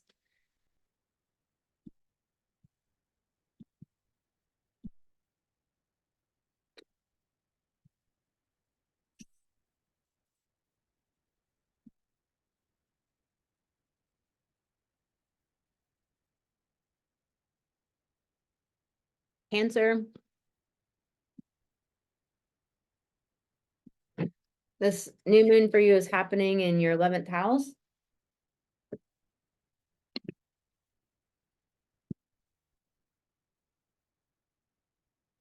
Where are you meant to individuate from groupthink and the way other people see things, from conforming to, high school friends or people at work or your family because they want you to be a certain way and you're afraid to speak up for yourself and you're afraid to be your true self? Where are you afraid to be your real self here? Because this Uranus is trying to individuate you from all that old bullshit. This Taurus is trying to get you to stop surviving off all the old ways that aren't working and the narrow ways of doing things. And this Proserpina is saying, hey, yeah, we are going through the underworld journey here, and that's okay because we're being stripped of everything that no longer serves us. So maybe you're losing friends, maybe you're meant to walk away from friends and you're in that process. It feels like a death. Maybe you're having a whole death happening with your audience and your social media accounts and that area of your business.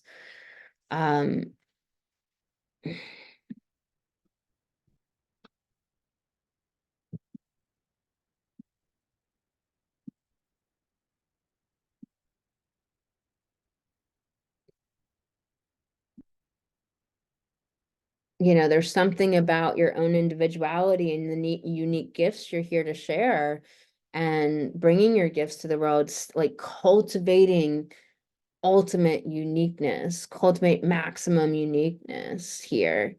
Not being afraid to be yourself. We're going to see what card you get. And Urania here trying to offer you that sense of freedom in your 4th house, where, it's family and home and your self-image. And it's like wherever you get your emotional security from, it's only supposed to come from inside out. But usually we get it from our family, our parents, a relationship, our money, our cars, our status, our degrees, our house, etc. And it's trying to say, there's a sense of freedom for you. And the South Node going through your 4th house until next January is working on healing everything I just said, like you no longer getting your sense of security and self-image from all those external things, but instead from within yourself. And so it's not the easiest house, and it can mean things like losing a parent, or losing a relationship, or losing your kids, or losing something that you find as your sense of self-image or your sense of security, because it's trying to teach you the lesson and push you back in on yourself to develop inner emotional security, which is only through the emotions. But how many people understand emotional mastery or go through the work of developing emotional mastery? Most people don't. All my clients have the opportunity of developing emotional mastery and learn my unique root cause methods that change their life, that's results based. And so much is happening here. Venus, the ruler of this, also in your 11th, and Pluto here in your 8th house of sexuality and other people's resources and your connection to all your subconscious material. Pluto's bringing up all that subconscious material to heal, to resolve. Let's pull you some cards, Cancer. Let's do this and this and this. So I pulled you the Queen of Pentacles. I just love the colors in this card and the teal. But if you notice, she's not just a human woman. She's an animal and a tree, and she's like literally part of the natural world and nature. She is nature. And of course, we are nature. We are stardust. All the stars and planets are nature. All the air is nature. Rocks are, it's all nature. Nature is cosmic, universal, it's natural. That's natural law that I was talking about in part one. I encourage you to go check out part one. This card is signifying absolute abundance. You got to step outside of any shadows that are keeping you from abundance and wealth. Like, she is a self-made woman. She creates her wealth and abundance. She steps into it. She sees it. She understands the wealth and abundance all around her. We got spelled into thinking we don't create it ourselves, so we have to go work a job to make money. That's a big program and spell. And now, luckily, the democratization of consciousness, information, and technology has allowed us to now have a pathway to create abundance without going and working and being a slave for somebody else. And so, she is a self-made woman. Let's pull you some more cards, Cancer. It's all about wealth and abundance. You got the card magic happens when you most expect it. It's really asking you to stop being afraid of the other shoe dropping, of massaging your mind into place. So people conflate a lot of these different things, and I'll be having some different work coming out about it. So I really recommend you go follow me on TikTok at Dove Hotep, because you'll be able to hear when I bring these videos out and stuff. Like, people confuse mindset for toxic positivity. They confuse mindset for spiritual bypassing. Mindset has zero to do with being positive. It's not about having positive thoughts. That doesn't help you. It's about trying on a thought and seeing how it makes you feel. And so, magic happens when you most expect it. Like, are you expecting good to come to you? Do you expect that you deserve it? Like, this whole card is saying, like, do you expect that you deserve wealth and abundance? Do you believe you're worthy of it? Have you programmed those beliefs in? That's what I do with my coaching clients. We actually program them in. It becomes our truth. It just becomes who you are. There's just not a question of it anymore.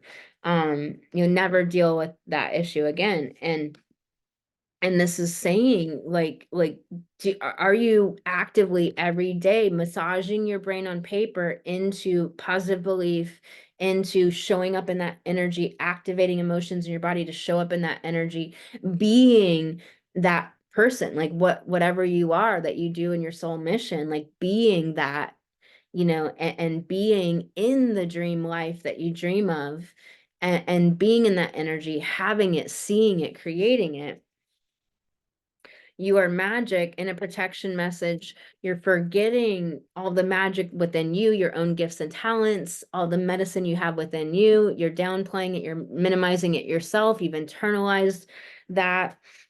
What is all going on here, Cancer? What do you really want? So there's this lack of clarity about the target you're shooting for, and too many old dreams that have died that need to fall away, that you need to clean the slate, erase the chalkboard. What is the target you're going for? Set about getting yourself into that energy and walk towards it, take action towards it, and believe.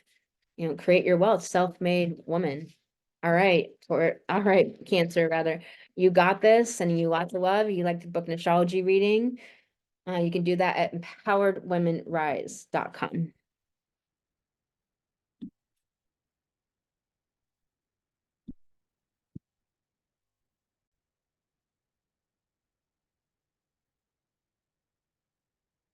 All right, let's do this. Leo. All right, Leo. Okay. So that's happening in your 10th house, the house of soul mission. It's a house of sacred calling. It's a house of taking up space in this world, integrating your authority. So the authorship of your own life into your community, your society, where you like really stake your place within the world. Like, I have a right to be here. I take up space here. I don't let somebody just push me around or act like I don't exist or don't acknowledge me or whatever. Obviously, we can't make people do do anything, but you stop shrinking. And so it's a new moon here. Great new moon here, and all of these energies working to get you liberation and freedom. And also this Proserpina talking about this death that you've been going through in your career, whether it's in your own mind or around your career, your branding, or some aspect of your business, or whether you've been feeling lost, or feeling like you lost the plot, or you don't even know what you're doing anymore, or whatever that is. But if you can understand what it is, that it's a Yanya, going through the 7 gates of the underworld to unite with her most potent self, because the underworld self is the most potent self, because it includes the full spectrum of being a human and the full spectrum of ourselves, versus that superficial bullshit that the overculture pushes, this fake life, this materialism and mechanistic life. And Uranus conjunct this new moon, Venus at home in her home sign, in the same house, all about, this liberation, creativity, ingenuity, um, liberation, like individuating from what has been holding you back, the old dreams that never developed, things you worked towards that just weren't gonna, weren't to be, didn't be, etc. What you may have lost, what you're grieving, what you need to grieve. Uranus can be that breakdown before the breakthrough. And so can definitely have been this leading up to Tuesday. And this is asking you to actually get yourself out there. Why are you holding yourself back? It's time to build and grow something that's a legacy.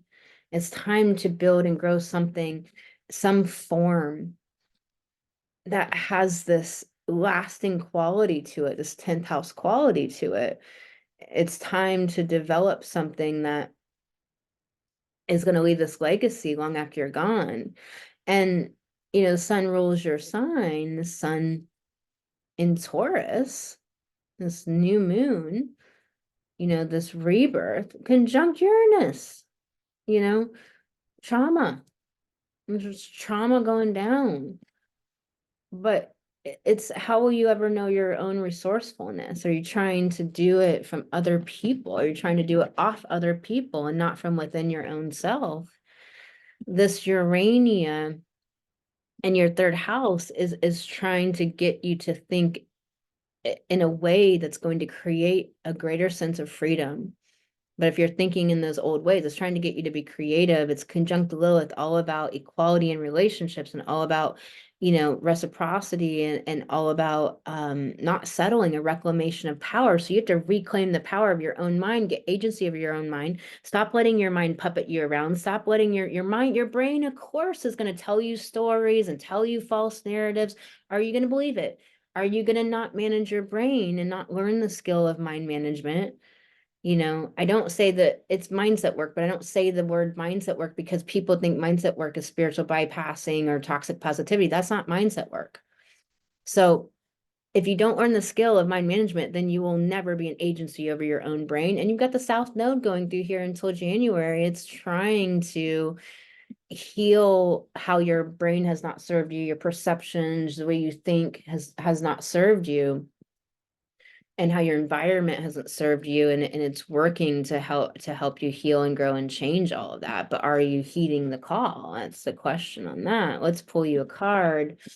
And so and pull you the Eight of Pentacles. And this card is all about your own determination and your own will, and it's about, you have to do it, you have to put in the effort. Shortcuts are not going to do this.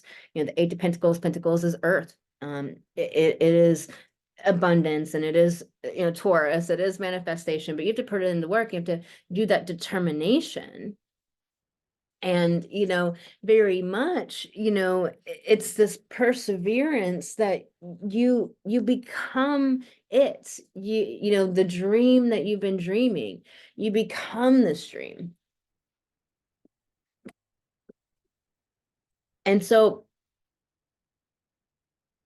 it takes the, you know, my niece or other people used to always ask me, like, how do I do handstands and circus arts and the acrobats and stuff I do? And I just said, you know, it's really simple, just consistent effort over time. You can't get your handstand if you don't build strength. And, you know, you can't practice balance if you don't have the strength to even stand on your hands. So first you got to get strength. How do you get strength? Just do primary series of Ashtanga, you know, and that's what it's for. It's to build your strength, to stand on your hands, you know, because handstand is just a natural part of Ashtanga, which is the original asana of yoga. And so, you know, it's consistent effort over time, determination, stay the course. Let's pull you some more cards, Leo. This card wanted to come up. So magic happens when you most expect it, all about how you're thinking about things. If you're thinking the worst, if you're in disempowerment, you're letting your brain offer you all these disempowerment stories and you're not questioning your brain. What does your soul say? Get out of your head. Again, you know, it's all about where you're at in your brain. Are you managing your mind? Are you questioning your thoughts? Are you telling yourself good stories? You telling yourself, you know, everything's a story. What stories are you telling yourself? Let's pull you some, what else wants to come through? You are living poetry, meaning that you are the piece of art. You are the masterpiece. Are you mastering your craft? Because that's what this card is about too, like mastering your craft, working at your thing, molding the clay into being, understanding the journey that it takes, that it's part, you know, it's part of it. It's a journey. It's not a push button quick fix, but that's what the world always shows. They show the after picture. They don't show the 6 years leading up to it, the 10 years leading up to it. And so you have to stop comparing your journey to somebody's after picture. And, you know, this is in protection. You are living poetry. So you're not remembering the magic inside of you and not bringing that forward as medicine for somebody. There's, you know, a billion people in this world. Surely you're meant to be medicine for a million people. But if you don't get yourself out there, then you don't come across somebody's desk that's looking for you. You know, they're not looking for other people. They're only going to hear your medicine and be helped by your medicine. But if you're not putting yourself out in the world, they can't find you. And you are epic, you know, but it's in protection. So you're not remembering the greatness of you, or you're in grandiosity, you know, like, you know, if you're a Leo sun, you're meant to become the Leo. So unless you have other placements in Leo in your chart, you don't have that. Leo energy is not in your personality. And so, you know, Leo is epic and Leo knows it's epic and it can be almost too much. That's where the ego stuff comes from. You know, that's the shadow of Leo. But Leo is actually bringing through the ethereal light, with a vulnerable heart, to be that, like, passionately enthusiastic, you know, the jokester. And at the, you know, higher degrees of Leo, it can have like that dignity and that kind of royal quality because it's close to Regulus. And it's just like this, you know, it's this fun and youthful energy. It wants to play around and joke and love. You know, it's the sun never wavers with its love that it beams down upon our planet in warmth, but also it can burn something up, you know, if it's in that shadow aspect. So it's like you got to tell yourself the story of the amazingness of you. There's some inner work to be done here. It is a new moon. You know, there is that death before the rebirth with the new moon always. Sending you lots of love. If you'd like to get an astrology reading, you can book that at empoweredwomenrise.com. Please throw down a like in this video. I'll talk to you on the next video, Leo.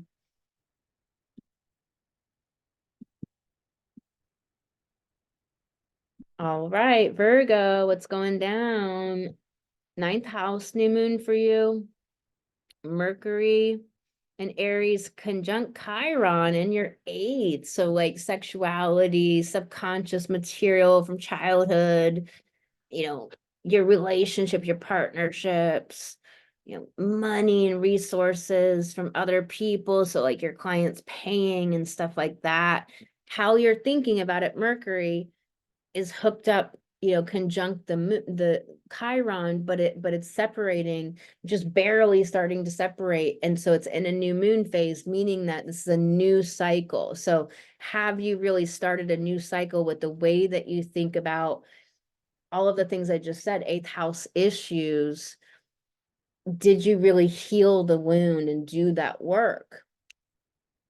Or are you beginning a new phase of healing? Where are you at in that Chiron cycle? I go over that deeply in part 1, so definitely watch that. And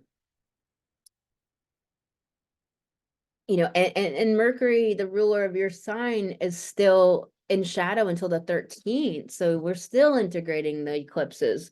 We're still understanding everything that went down.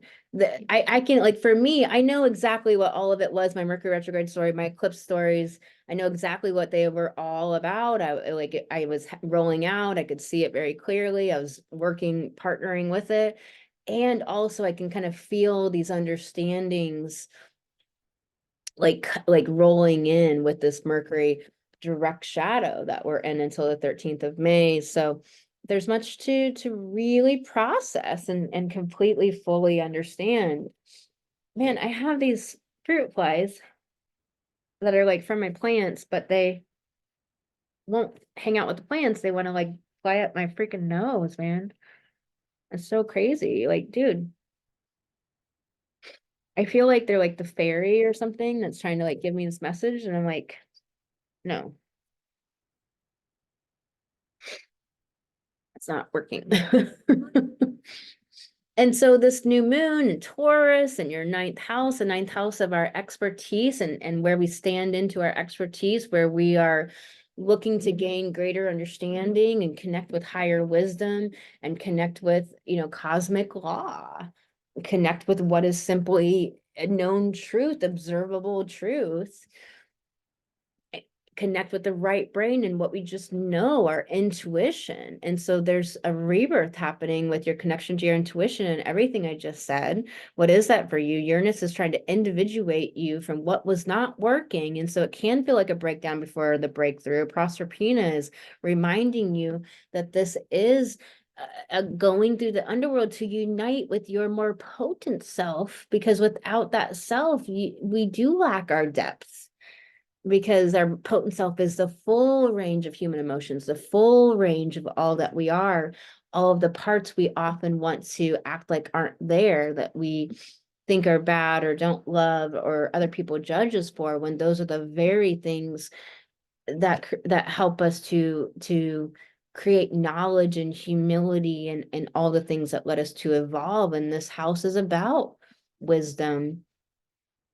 And so are you allowing for that? And this Uranian, the second house of survival, Maslow's hierarchy of needs, your value system, is Uranian wants to be creative and break free from old value systems that don't serve you, old ways that you used to think you had to do this XYZ to survive or to make money or whatever it was. And Uranus trying to break you out and get you creative. And the South Node is going through your second house until January. So you're dealing with healing the shadows in that area of your life, period. So, all right, let's pull you some cards. So let's pull you some cards, Virgo. All right. So we got the Eight of Wands. And, this card is all about like quick decisions and going, with that energy. Wands are fire, and it's saying, let's go, like be in the flow, be in that energy, be in that creative spark.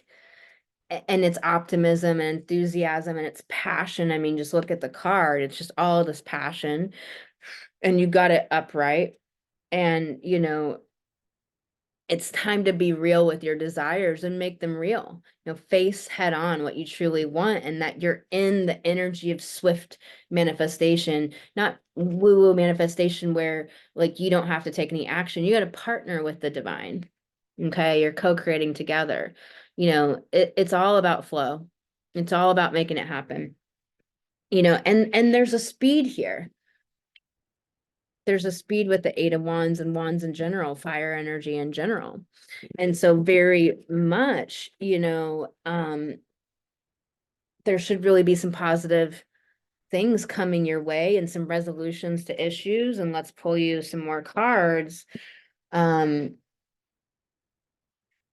Second house stuff you're dealing with South Node there, you've been dealing with money issues and whatever, but you got to flow with it, you got to work with it, you got to take action too, cut the cords of doubt. You got to manage your thoughts and emotions. If you're not managing your thoughts and emotions as the highest priority of every single day, you'll never create the level of life, the true adventure of life that you really want. You just won't. And I don't say that to be mean. It's just the truth. Like, if you're not, really managing your thoughts and emotions, doubt is an emotion.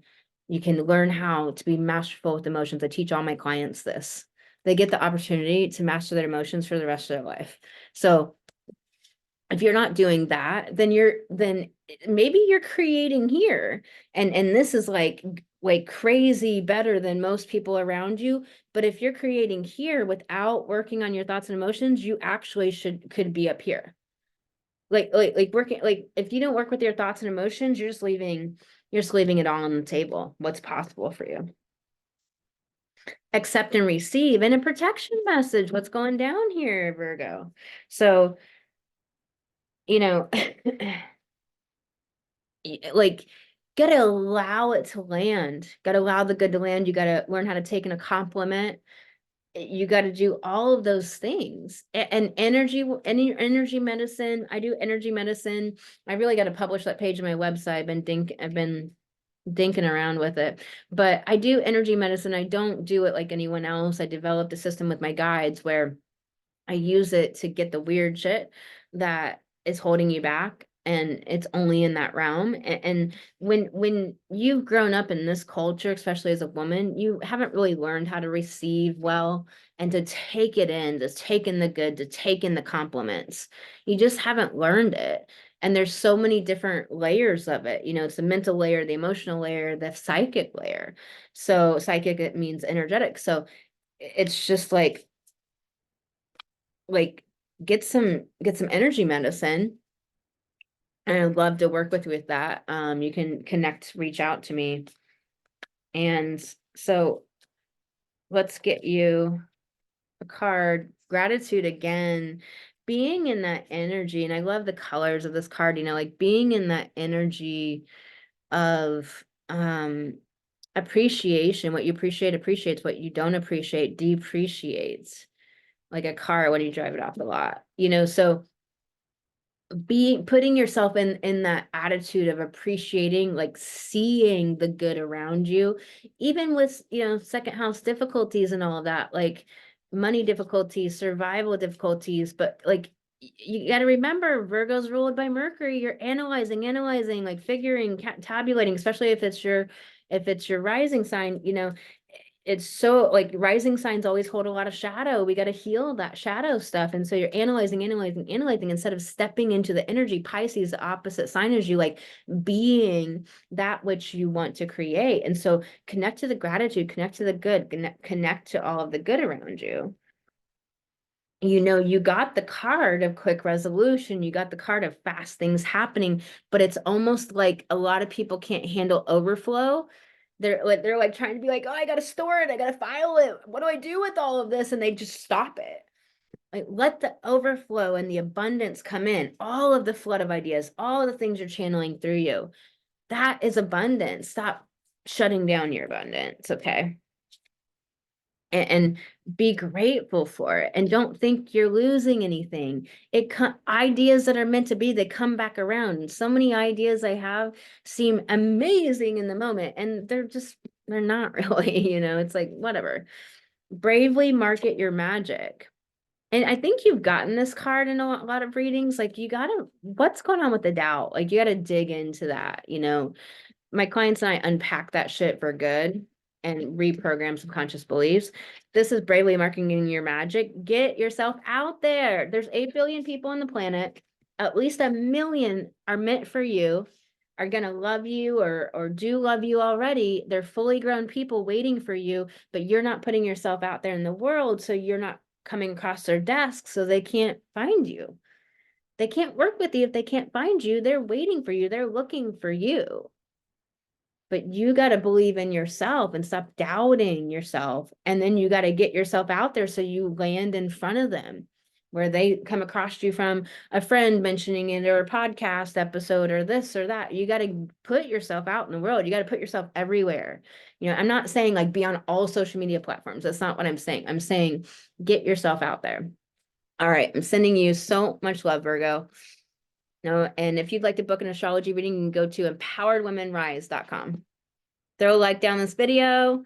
Appreciate you being here.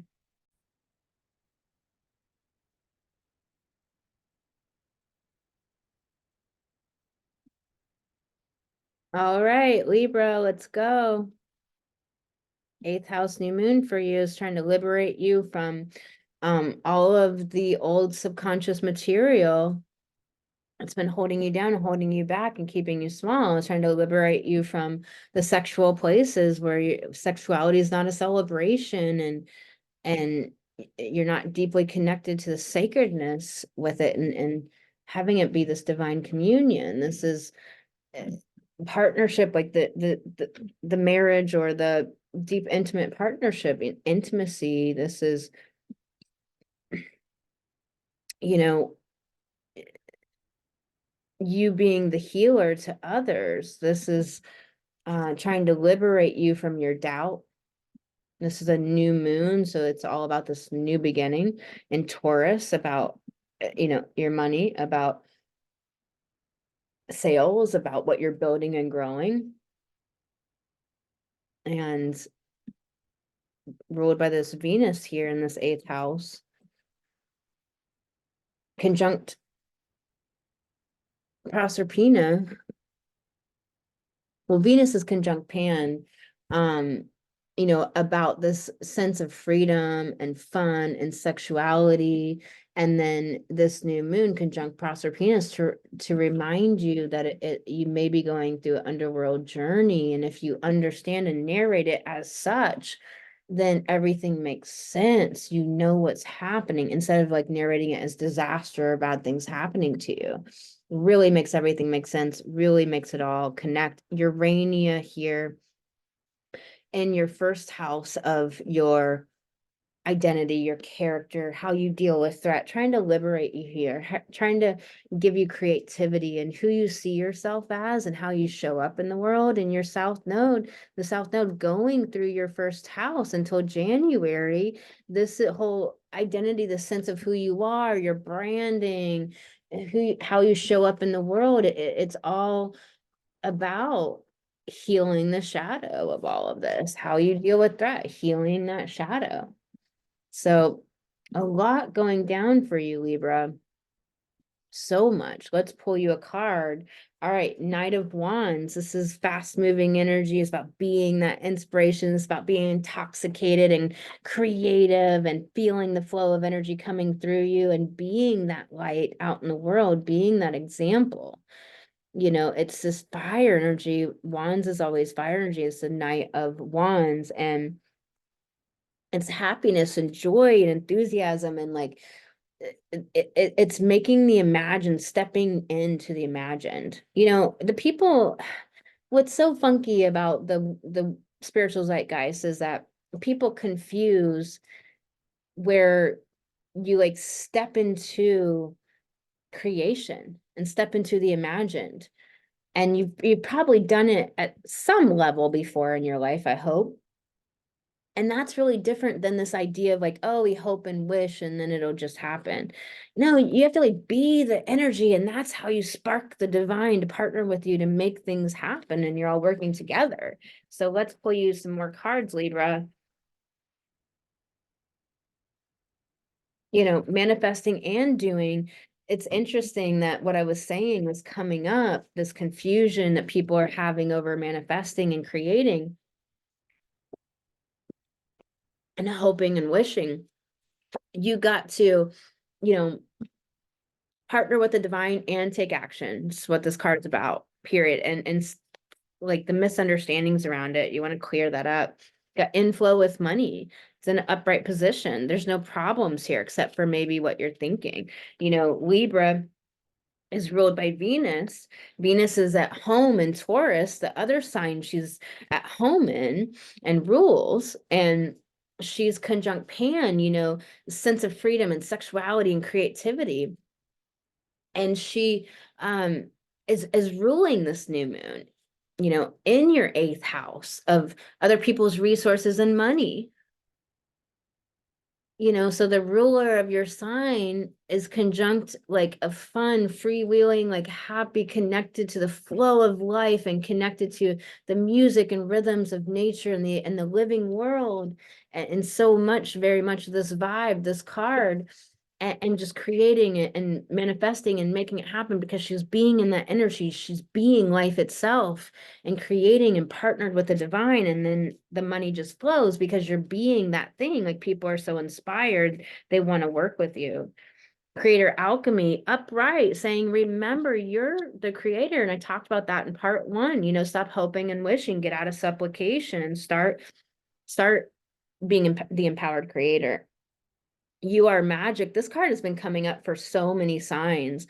Like everybody's forgetting how much amazingness is within them because the patriarchy, narcissists, psychopaths, and sociopaths try to tell you how amazing they are. And will gaslight you to think that you're not amazing. You got to remember all that's within you. It is boundless, it is infinite, it is endless. But do you even commune and work to pull that out, work to get to know who you are at newer and newer and greater depths? That South Node going through your first house until next January, it's what it's all about, especially if you are a Libra rising. If you're Libra sun, it's whatever house your sun is in, and you have a South Node Sun conjunction, which can be a fruition or a reliving of old patterns or both. All right, Libra, I'm sending you so much love. You can get an astrology reading with me at empoweredwomanrise.com. Sending you lots of love. Please throw down a like on this video, and I look forward to seeing you on the next one.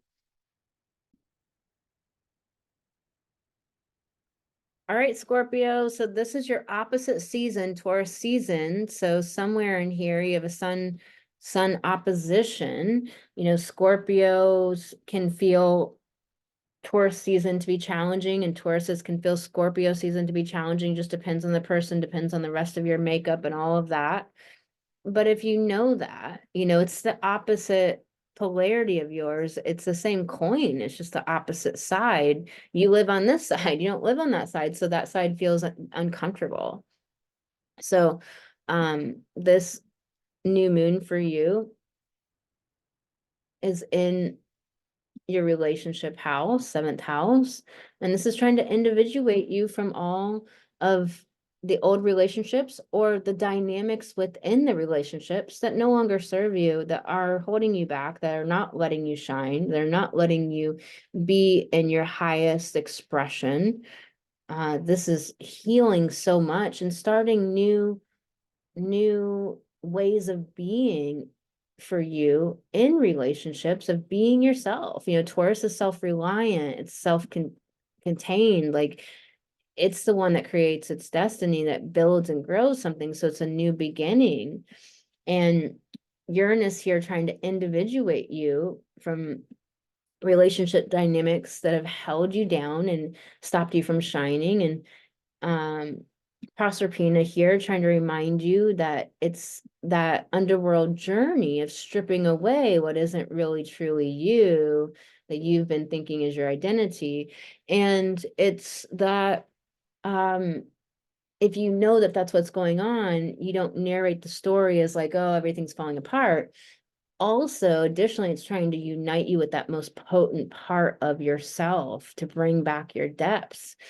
And Venus here, the ruler of this new moon and the ruler of your sign, and Scorpio rather, my bad.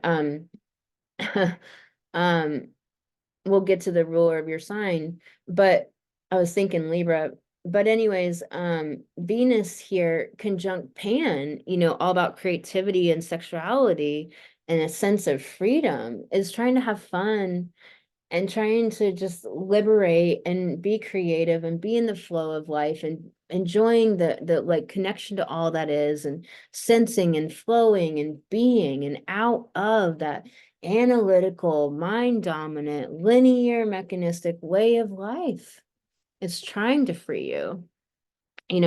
Mars is in Aries after that Mars Neptune conjunction, which happened in your fifth house, all about taking your will to create your destiny, creative self-actualization, children, romance. And so, what was going on there for you? It could have been you and your, partner completely going to war, misunderstanding each other. Or it could have been you and your partner creating a delusion and fantasy of idealism around relationships. It could have been any of that with your children. It could have been any of that with your, creativity and making your dreams and goals happen.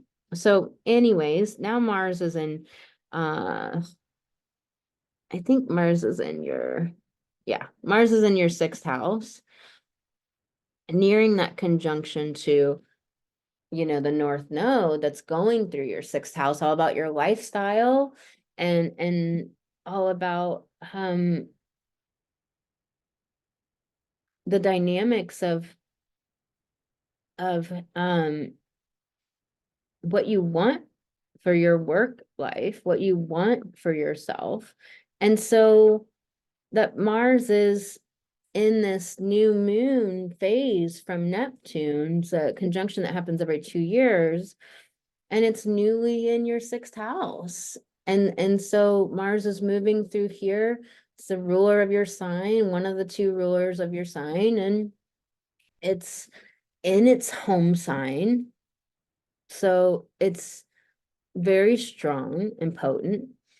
And it's wanting you to take action on the lifestyle that you really want. It's wanting you to be the energy and be the lifestyle, like believe that you get to create things, make things real, take action, initiate, be strong, be happy, fight for a noble cause. Mars really has a will and an intention and fights for a noble cause. The other ruler of your sign, Pluto, started to go retrograde until past September, and it'll retrograde back into Capricorn into your third, but it's in your fourth. So this whole Aquarius trip is in your fourth house of home and family. And so, and self-image. And so all of that is going to get this innovation over these 20 years. But, it's retrograde here. You already felt something about this last year, but, fourth house is all about your sense of security and what that's based upon. And this is trying to liberate you. And so Pluto is here ruling your sign, going retrograde, meaning that it's time to go within. It's time to look inward. It's trying to understand everything that it just experienced. So much going down here. This new moon is huge for you. Really cool. Let's pull you a card. So you got the Five of Swords, all about the mind. Swords are air. And so, how are you seeing things, that are making you the victim, and also the lessons that are there. That's the only way we grow. But there's this disempowerment. There's maybe some true circumstances that are challenging, but it's how you look at them. You could be dealing with loss, and it's a matter of like dealing with loss. A lot of people don't know how to grieve and think like, I have to go through this grief process, but grief's actually just an emotion that you release. What happens with grief is it comes up and you can release that emotion. Sometimes, it can take about 20 minutes for grief. It can be a longer emotion to release than others. And then it goes away and you get a couple hours. Like if somebody just died, you'll get a couple hours and then it'll come up again. And then you release this new grief that just came up, and then it'll go away for a while, and then it comes up again. And you just do that and you do that and you do that. And it could be 6 months with some people you lose. It could be, 2 weeks. It could be 2 months. And then also like it'll pop up randomly every year, maybe on their birthday, or maybe the day they died, or maybe different anniversaries that were important. But learning how to feel and release an emotion. My 3-step emotions process simplifies emotions and gives you emotional mastery, so you're never at the mercy of emotions anymore. Emotions are your dashboard. They're trying to give you important information, and they're trying to take you through the journey of life, trying to give you the wisdom that is your right of going through this incarnation, this whole earthly thing. You're supposed to get wisdom out of this. You're supposed to get a gift.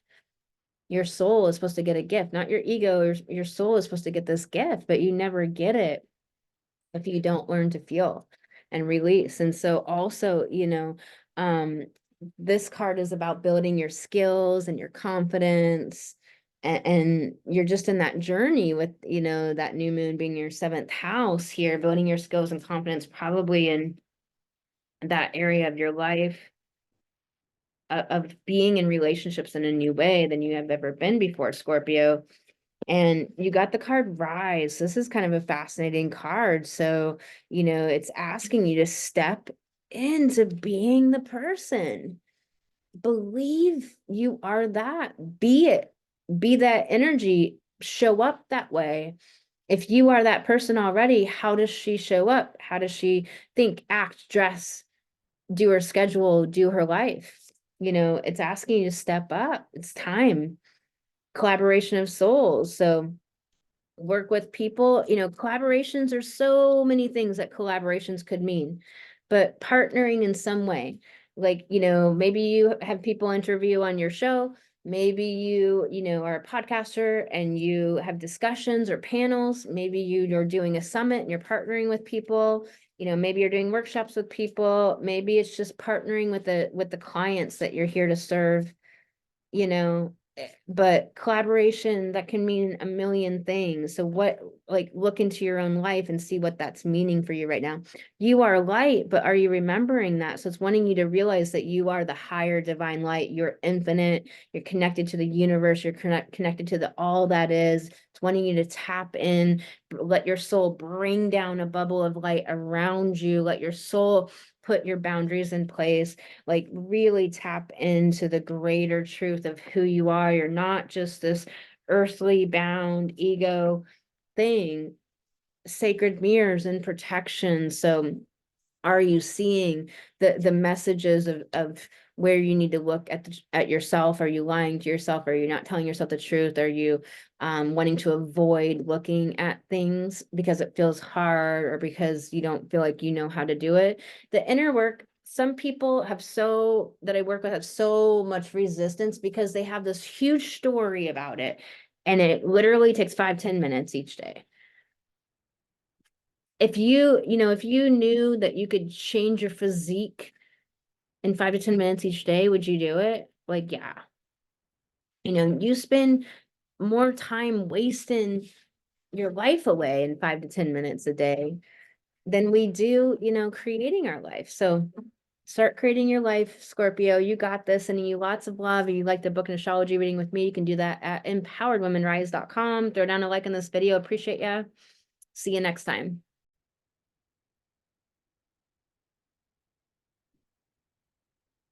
All right, Sag, let's do this. Your new moon is happening in your sixth house.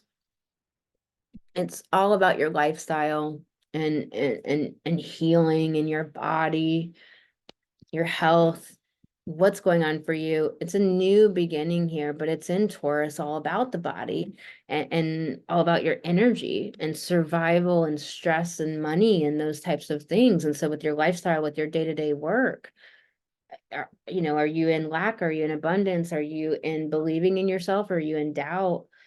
What's going down here for you? Because Uranus is trying to individuate you from the ways that you think you had to do things, or the way you think you have to have your schedule, or the doctor's advice you think you have to follow, or you thinking is gospel. It's trying to have the breakdown to break through. So maybe you've been going through a little underworld journey with your health, or maybe you've been really like dealing with something difficult that's disrupting the lifestyle that you really want to live, or maybe you got a new puppy or something's going down here. You got Proserpina that's trying to remember you. It's the underworld journey. You're stripping away what's no longer part of your path and what's not really of the higher self. And you've got Venus here at home in Taurus in this sixth house as well. Conjunct Pan, all about sense of freedom and sexuality and creativity, trying to get you up out of the heaviness, the doldrums, the narrating life as some depressing suck fest.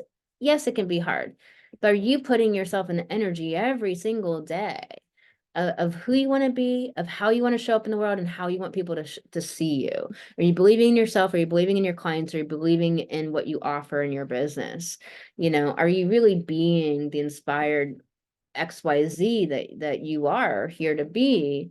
You know, are you feeling the energy of life, the rhythms and the magic, and co-creating with the divine, partnering with the divine? You partner with it. You don't supplicate and wish and hope the divine will come in and do things. The divine doesn't do that. It will never give you what you want. You're hoping and praying and wishing. It'll never fucking happen. That's what Taurus teaches us: self-reliance, get out of supplication and into creation. Start being the empowered woman, show up, step into that energy. You got this. And hire a coach if you don't have those skills, if you don't know how to do it, if you're struggling. Just a coach that can witness you, that doesn't even do the root cause healing and the results-based coaching that I do. Just somebody witnessing you is magic. But then if you have a coach that does the work I do, I mean, wow, you know, my coaches have changed my life. I'll never live without a coach. And I get my clients such massive transformation. They're blown away. And so, you know, this ruler of your sign, Jupiter, here is in Taurus. It is separating from that conjunction with Uranus. It's in a new cycle. That conjunction rolls out decades and decades and decades. It never stops. Jupiter-Uranus conjunction happens once every 14 years. This one, you know, all the protests in Columbia University over the Palestinian war and the genocide and the shit, you know, happening to Jewish people and the hate coming their way that are not involved in the war, and just all of this, the complexities, but also all the shit like universities are doing to people. Bloomington, you know, IU and Bloomington, Indiana are having like such massive things going down there. What's fascinating is that the Jupiter Uranus conjunction in 68, 69 at Columbia University, there were protests yet again on Columbia's policies and on the Vietnam War. So, you know, Uranus is all about liberation, individuation. So individuation from what? Look into your life and see, what are you individuating from? Old thoughts and beliefs and patterns, old ways you used to live, old ways you did your schedule and your work, old things you believed about your health or stress and things like that. And see what's going down, because Jupiter is also about freedom. You know, like Uranus is more associated with it. We don't necessarily like automatically think that the first thing, but Jupiter is about our belief systems, and Taurus about self-reliance in your beliefs, Sag. You know, in your sixth house, like, what do you believe that you have to do? Stop it. You don't have to do anything. Create the life you actually want, Taurus. And Urania here in your 11th house, groups, friendships, your audience, bringing your gifts to the world. You know, Urania is trying to give you that sense of freedom. And Lilith here is trying to get you to have reciprocal relationships, to get rid of relationships that are not valuing you, that where there's no equality, where it's one-sided. And that can often take facing anger and rage to reclaim your power. And this South Node is going through your 11th house until January. And so you're doing a deep shadow purge in 11th house issues, friendships, you know, and maybe where you're codependent, and maybe where you you know, haven't learned how to be your own individual unique self. You know, this is about maximum uniqueness, cultivating your, embracing your own uniqueness. So there's problems where you refuse to do that, don't know how to do that, never thought to do that, or getting, you know, these energies are trying to get you to break out of the old ways here, Sag. Let's pull you a card. You got Three of Pentacles. It's all about collaboration. So it's kind of fascinating. We talk so heavy about that 11th house because it is the house of collaborations. And, you know, this is saying that a lot of good things will come. Three of Pentacles will come from collaborating with other people. There's people out there that want to collaborate with you. Collaborations mean so much. And this is about conscious collaboration, really being aware of who you're getting into connections with. Again, you've got, you know, Lilith in your 11th house. So Lilith is all about equality and partnership, all about reciprocity. And so you have to be willing to let people go that can't meet you where you're at, that aren't willing to grow and come up to a higher way of life. And so let's pull you some cards. Balance. We seek balance. To have balance, it's not static. It's something that you're constantly course correcting, micro course corrections to have. Personally, I'm not a big balance person. Like Libra heavy people can sometimes just be like, oh, I'm thinking about balance constantly. And I find it really funny, because it's like you don't ever brush your teeth for as long as you sleep, or eat for as long as you drive, or drive for as long as you read. Like there's nothing in equality. Balance isn't equality. Balance is a sense of feeling solid. So what makes you feel solid, and what is disrupting that? And Uranus can very much be disrupting all the things in your sixth house that make you feel solid. Also, this can be things going down with small animals. If you have pets that you adore and love, and so be aware of that piece as well. Maybe you just got a new puppy. Didn't I say new puppy on you? Somebody's got a new puppy. So anyways, the sacred flow of yes, it's like, being in this like no place where it's just your automatic default because you don't want to deal with stuff. So you're not receiving all that life has to offer you, and recognizing you're meant to do things that are coming across your desk, that you're not just like getting connected with people or opportunities for no reason. Like the divine's partnering with you. Are you listening? This is about getting into the flow and out of your head. Celebrate your wins. This is hard for women to do. Usually it takes some energy medicine to do it. I do the special type of the special intention behind the energy medicine that I do, that helps with things just like this, so you can finally receive the things that you are given, like receive compliments, like actually fully be able to have it ripple through your body and like receive it and be like, like I am loved. I can take that in. I can fully feel it, not just like, oh, it happened and you're like this numb kind of solid wall that it bounces off of. Like you can't really take it in.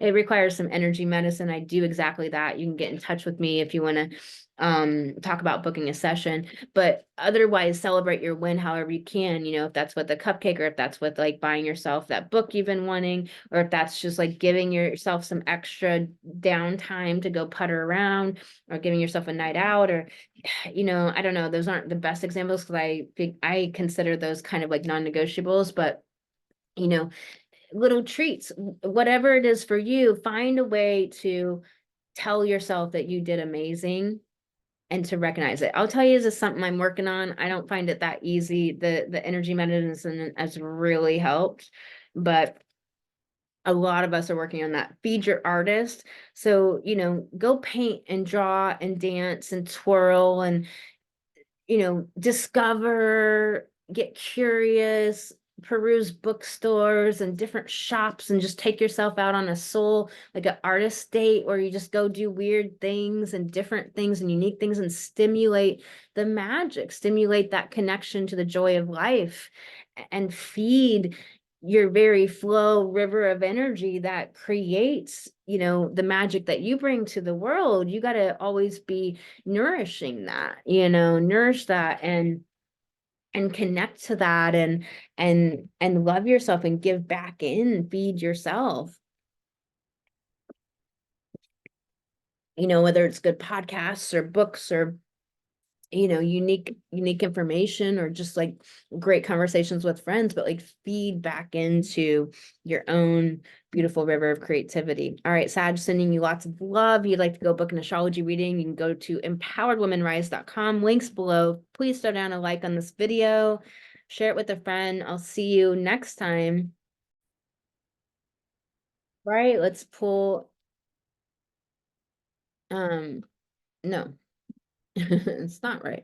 All right, let's go to Capricorn.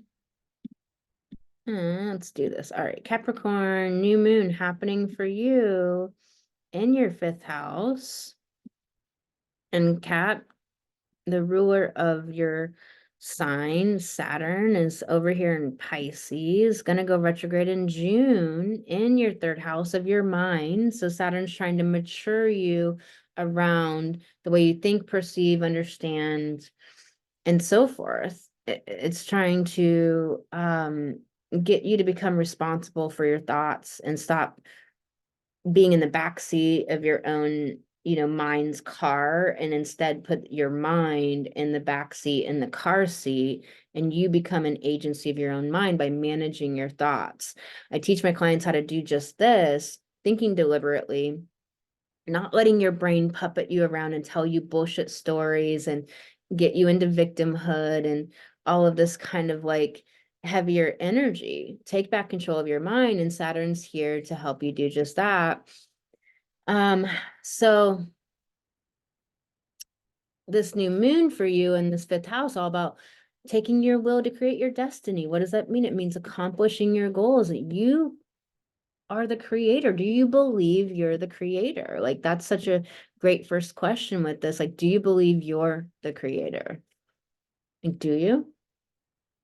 Or are you in the supplication, hoping and wishing? And so many people are there. And that's why I did part one, all about what I did it about. I hope it really inspired you.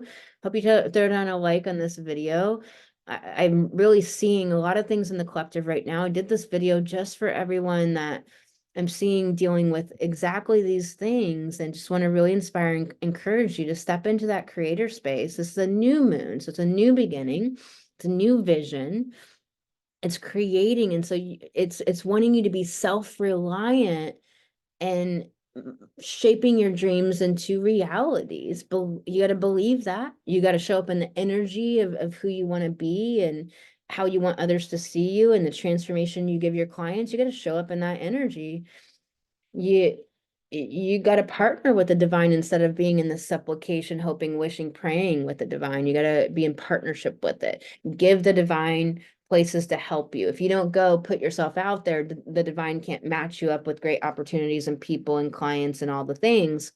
You got Uranus here trying to liberate you. And fifth house is also kids and romance. So, this a new moon could be a new romance blossoming, could be finally self-reliance with the whole idea of romance and partnerships and relationships, could be new beginnings with the dynamics with your children, or the relationship with your children, or children coming into being, or pregnancies and so forth. So this is Taurus, fecund abundance, bursting forth life. So, use protection if you don't want a kiddo. So Uranus trying to individuate you from where you're not creatively self-actualizing and you're being a victim no more. And Proserpina saying, hey, if you understand you're on the journey of the underworld, you can get out of that victim mode so much more and partner with the divine and partner with the process of shedding what doesn't serve you, shedding what's not part of your true higher self identity, and also really uniting with that more potent part of yourself that brings the depths back from this overculture we're living in, and dismantling.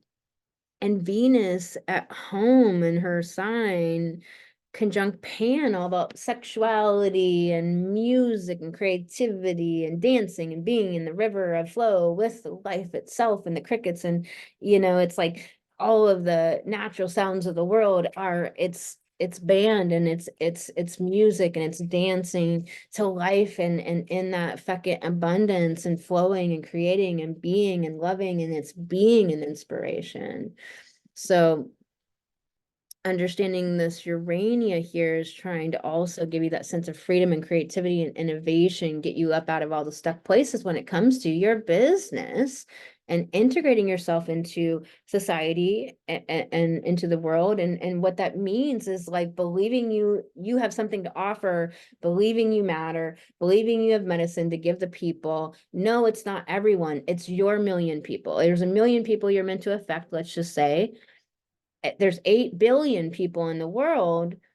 There's definitely a million people that you're here to bring medicine to if you get yourself out there and author your own life and get creative and believe in yourself and shed the self-doubts. The South Node is going through your 10th house until January.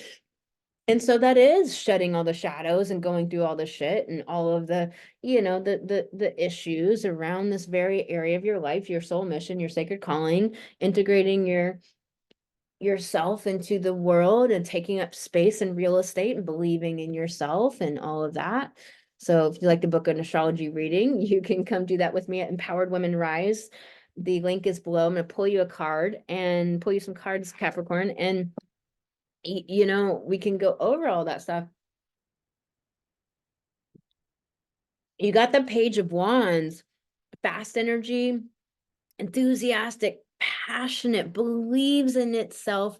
It's the dreamer and the dream creator.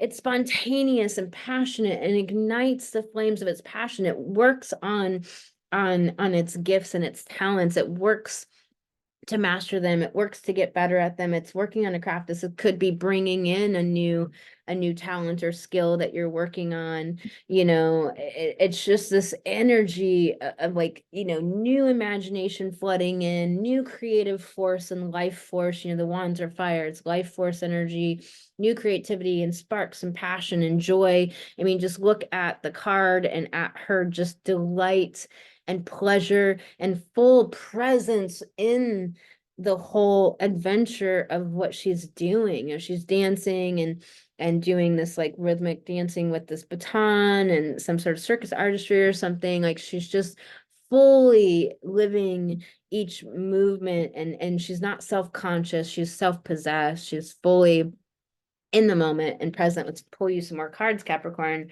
You got balance is not about equality. Balance is not about a static thing that just you set into place and it stays there. Balance is about constant micro corrections. Balance is about how solid you feel, and that's all about your mind and the stories you tell yourself in your mind. And of course, you got all of that going on in your 3rd house that we talked about. Saturn there working to help you take responsibility for your mind, Saturn, and mature your agency over your mind. Unstick the stuck in an upright position. So it's saying get out of your head, get into action, get into passion and exuberance and zeal and delights, and be that energy of like when you're thinking about signing clients and stuff, like would you want to sign with you? Like are you in the energy of somebody you'd like to sign with if you were looking, for somebody to work with? So find your sacred flow. It's like connect to the sacredness of life, get into a rhythm and a dance, get into that enthusiastic passion. Your soul shines. So it's saying like you are a lighthouse and a beacon, but if you don't know that, you can't like kind of capitalize is not the right word. You can't like magnify it. You because you're not tapped in yourself, but realize that you're a beacon, and so that's why moths are attracted to you, but also why people are magnetized to you, and realize the medicine that you bring. You bring this medicine for, the people out there that are meant to find you, and your soul shines, your soul gives off this light that they can see and come to work with you, but you got to put yourself out there for them to find you. All right, sending you so much love. You can go to empoweredwomenrise.com for everything, and please throw down a like on this video, and I'll talk to you on the next video. Lots of love, Capricorn.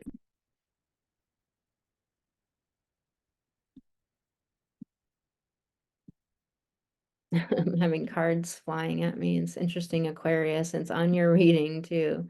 You've got Pluto in your 1st house, new beginnings, but it's going to pop back into Capricorn in September. So It's in that retrograde movement towards your 12th house. So there's some more stuff to be resolved there, Aquarius. And the ruler of your sign, Uranus, just had this conjunction with Jupiter. Happens once every 14 years. It happens once every 84 years, 83 years in Taurus. So it hasn't been since 41. And this is in your fourth house of emotional security. And so they're both trying to liberate you from all the places where you've been getting your emotional security up until this point, which are most likely external places. We're supposed to get our emotional security from our emotional mastery and from within our own self, not from our cars and our money and our relationships and our approval and our credit score and our degree, et cetera, et cetera. So Uranus is trying to liberate you here from old ways you used to, create your self-image and have that be coming from an authentic place within you rather than something external that can be taken away and that absolutely will be taken away to teach you this very learning. And Proserpina here conjunct this new moon is here to remind you this is the underworld. It wants you to unite with the more potent part of yourself to bring the depths of all of your being and get you out of your head and in this only one superficial part of yourself to deepen you and to connect you with the greater whole of yourself and life. And this new moon in Taurus about self-reliance in the fourth house in your emotions, self-reliance in your emotions and self-reliance in your home, self-reliance in the home within yourself, self-reliance in your self-image.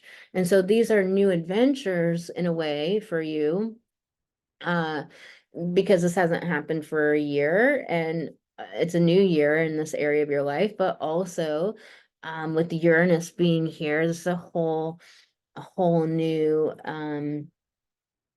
adventure, a whole greater depth of individuation from maybe siblings or family members that you were having a relationship dynamic with that ultimately just wasn't allowing you a greater depth of inner security for your own self, whether it was just preventing you from grabbing that from yourself because the dynamics were in the way.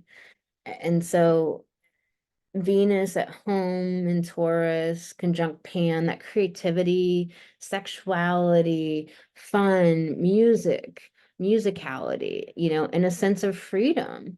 It is wanting you to connect to that river of life and creativity and the joy and the happiness and what you can create and the sense of freedom. And, you know, something that wants to come through. I'm just trying to like tap into it. Hold on a second. Let me lean in here.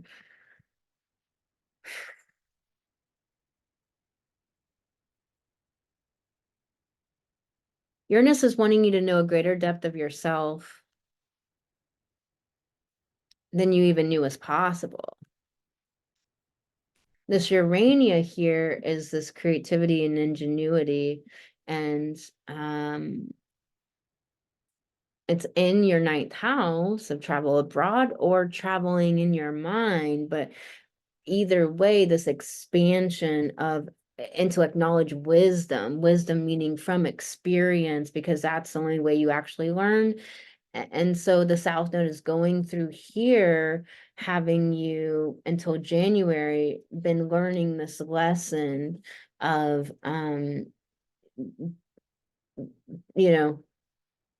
deprogramming the way you viewed wisdom or denying yourself to get the experience of it because of what you made it mean. There's a lot going down here for you, Aquarius. Let's pull you a card. Two of Wands. This is wanting you to decide, get on the adventure or not. Are you doing it? Are you going or don't? It's time to decide. Like you can't be in between. That's a hell in and of itself. There's so many opportunities and adventure, and you can take planned action, inspired action, and welcome all the opportunities into your life. But there's something about a depression here and a denying this joy and enthusiasm. What's so funny is when I tapped into this energy for you, Aquarius, there's this like depression, there's this like down, there's this like can't rise above and pop into the excitement, enthusiasm for life. Like I even kind of came down a notch. Energy medicine is amazing for that. So you can book that with me, get a hold of me. You know, you can allow yourself the freedom to dance, move, sing, get up out of shitty environments, feel your emotions, quit being numb and quit being in your head. But that's the things that are going to do it. All of my clients learn, mind management and emotional management. So feed your artist, paint, draw, sing, color, dance, go experience new and novel things. Go try new things you've never tried, because it's input. It's new inputs and new sparks and new delights. And, try things. Go have a gastronomic experience at a restaurant. Go, go have mystical experiences. Go swim with dolphins. Go do things. Go jump out of a plane. Go have adventures. Be on the adventure of life. Feed your artist. Paint, draw, color. Play with color, finger paint in the nude on a big piece of canvas. Have fun in life, but get up out of like this depression thing that you got going on. Celebrate your wins. This is coming up for a lot of people in this reading. There's a rooster on this card that's like, how a rooster sounds like in the morning, like you can't shut them up. Like they declare, they proclaim. I guess I never like quite put that together before. They declare and proclaim your wins to your own self. Love yourself, celebrate it, because if you don't, you're minimizing and trivializing your own self. And then that part of you that worked so hard is like, oh, well, why bother? I don't even acknowledge my own wins. What do you really want? X marks the spot. Like, in protection, meaning that like you're in your head, you haven't decided. I mean, this card said it all. Decide or not. What do you want? And then are you doing it or not? Go for it. And this is in protection, saying like you're spinning. Aquarius, it's the mind, it's complexity, it's particular. It's just like you got to get out of the air and into the action, the fire and the earth, and like take action. Go. Small actions can give you so much understanding about the next step. Is this the path? But so many people just spin in confusion because you're indulging in it. The sacred flow of yes. Just say yes to life. Say yes to something. Get going, get moving. This reading is so clear. Stop lying to yourself that there's something to figure out. There's not. You just got to go. All right. You got this, and you lots of love. If you want an astrology reading, you can book that empoweredwomenrise.com. Throw down a like on this video. Really appreciate you. And I'll see you next time, Aquarius.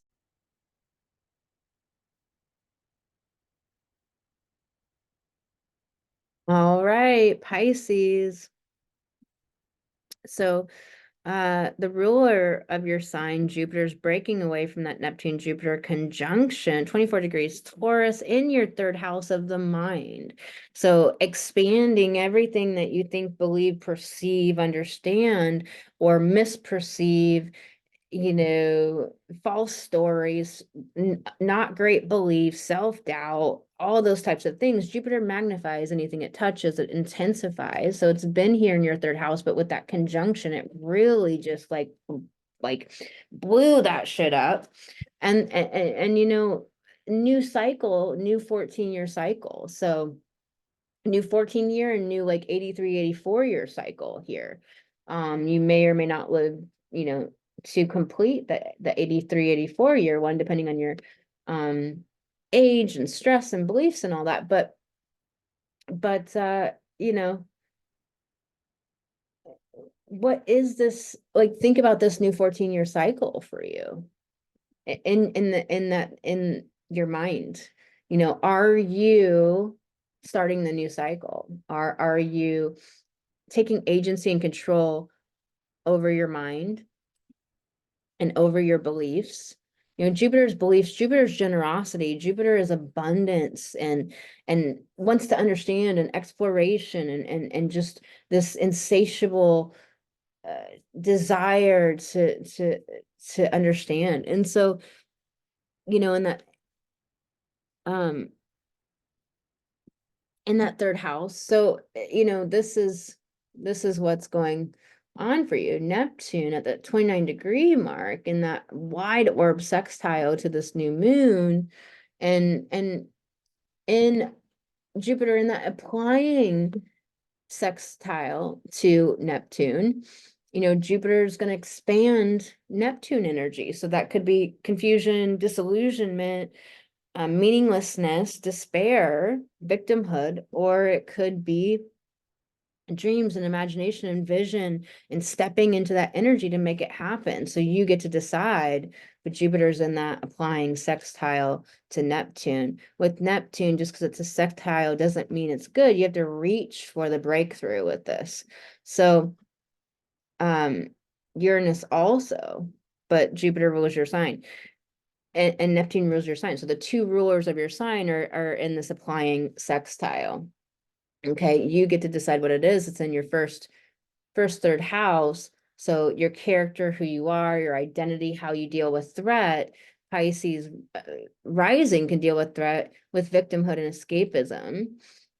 And so awareness around all this Taurus and Uranus here is trying to individuate you from the shitty thinking, from the shitty beliefs, from the false perceptions, from the misunderstandings, from the way you narrate life that's not serving you. You have to remember, our minds are just, our thoughts rather, are just scrolling across our mind. They're just sentences in our brain. They're not facts, but so many people are like identified with them. They haven't learned the lesson of witnessing our thoughts, separating ourselves from all of our thoughts and witnessing our thoughts and not buying into them and believing them and fighting for them and arguing for them and believing them. So many people are not yet, you know, understand how to do that. And so where are you at? Do you know how to manage your mind? All my clients learn how to manage their mind, learn mindset work, but mindset work is not spiritual bypassing. It's not toxic positivity. Thoughts are not good or bad. It's about, how does this thought actually make me feel, you know? And Uranus is trying to liberate you from, you know, not having agency over your own mind, and from you not being in control of your own mind, and from what all those thoughts create for you, because they create results. Proserpina here is reminding you that you're working to unite with that most potent self of your, that potent, you know, to unite with the most potent part of yourself in this third house realm. So being the depths of your mind, uniting with that and understanding that it's a journey. So anything that's been difficult, it is the underworld journey. You always have the rebirth. Venus at home in her sign in your second house, conjunct Pan about creativity and sexuality and musicality and a sense of freedom, you know, having fun and being connected to the river of creativity and the river of life and the rhythm of life and the rhythm of life's songs. And so, you know, what's going down there for you in the third house in your mind? Is there a sense of joy and wonder and enthusiasm and passion? And if not, you got to feed it, you got to figure it out, you got to step into it every day, maybe 10 minutes massaging your brain into that place. Because remember, this is your brain, this is the third house. Use pen and paper, massage your brain into that place, massage your brain into that place. All right.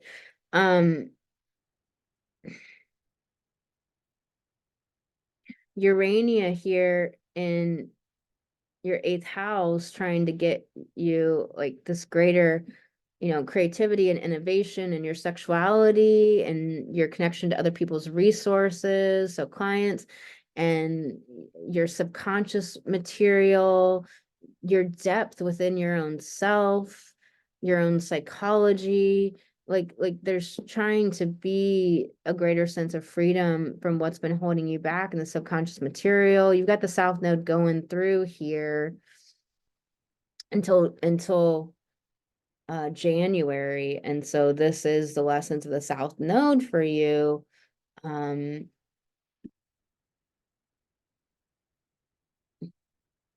Sorry, it's like the word, it won't come to mind, very Piscean type of thing. I can give you some images right now, but I can't give you the words.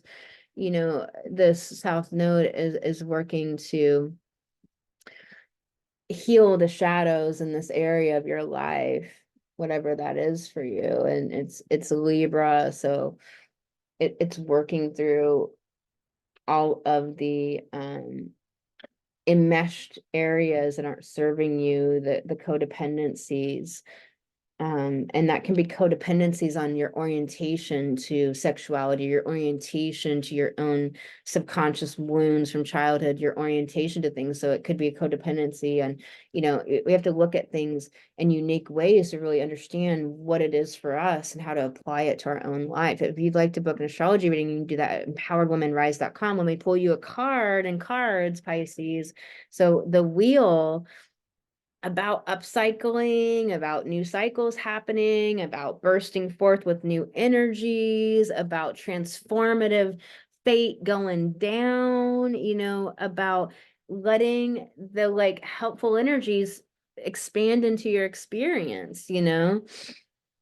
It's so much about change and destiny and serendipity, and also about how creating new results is fucking chaos, and not making that mean something went wrong or something is bad. Understanding progress looks like death.